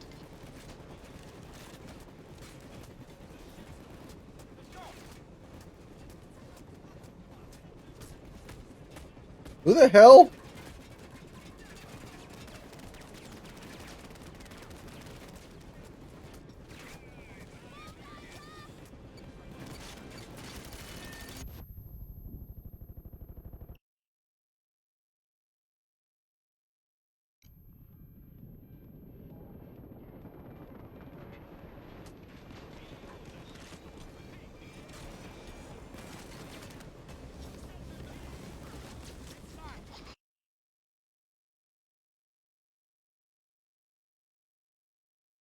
Get our hands on the PCI gang and go forward.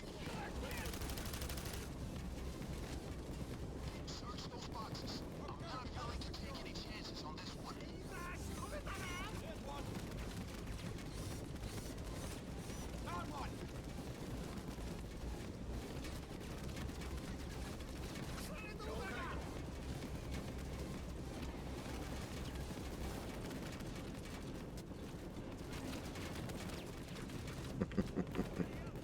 Hold still. Go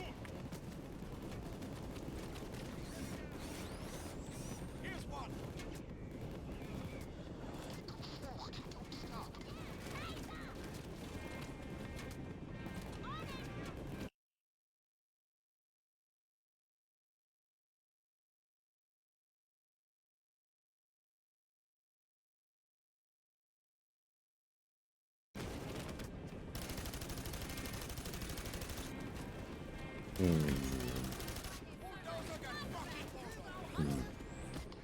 Those oil barrels are in the way. See if you can release the strap. Do it quickly.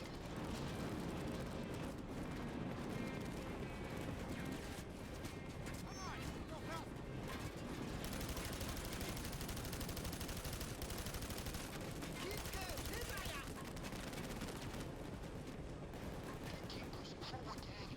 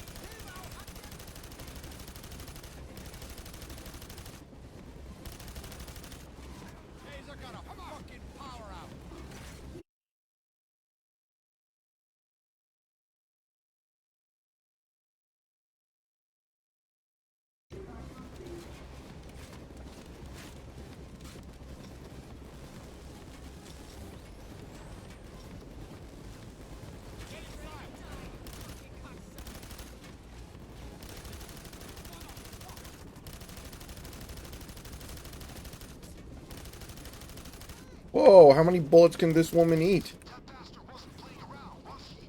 The key cards he dropped. Okay, that was like a mini boss. This is it. Incoming smoke. Okay, let's clear it out.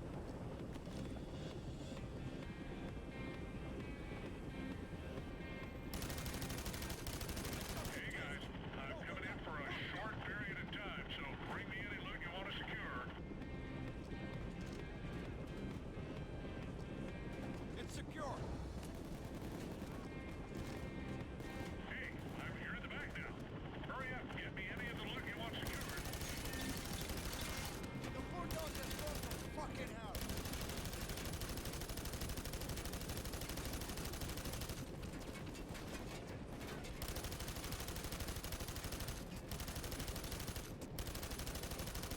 No more taker, my friends.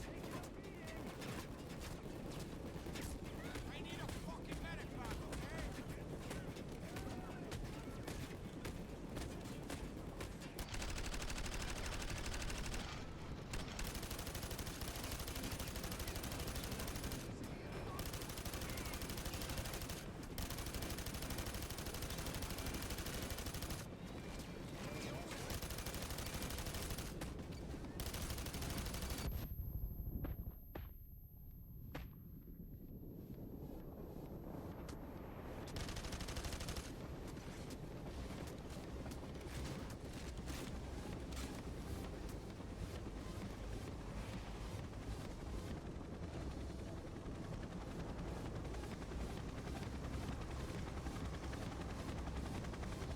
Excellent. With BCI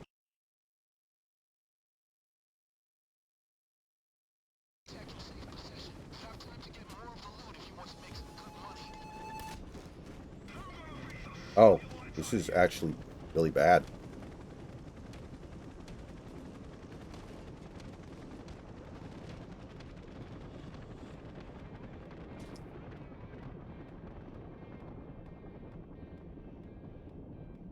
Man. Yeah, this is actually... Oh, okay, never mind. We're good.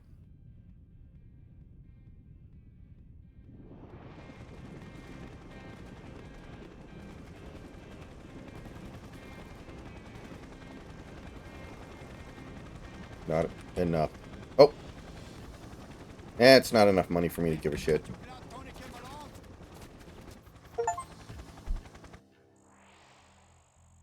Alright.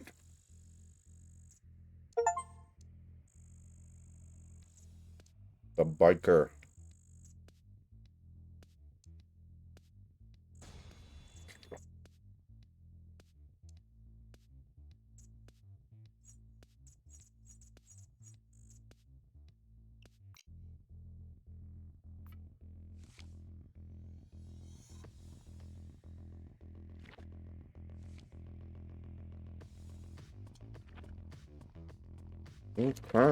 Okay.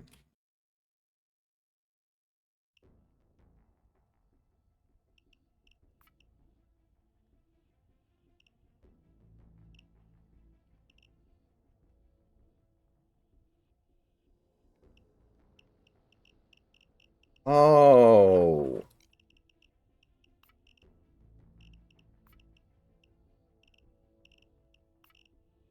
Burglar.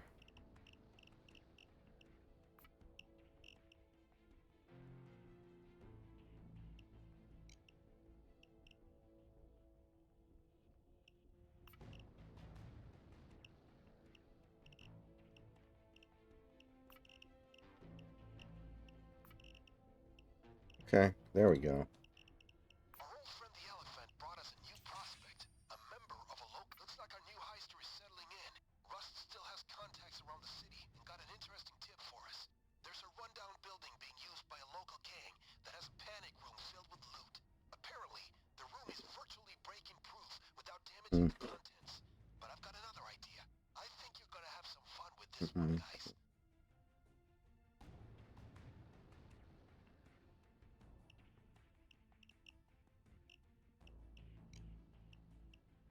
Alright, guys, we got to level 100. We set up our builds. And now we just... all we have to do now is grind through the campaign mode, basically. See you guys later. I'm out of here for the night.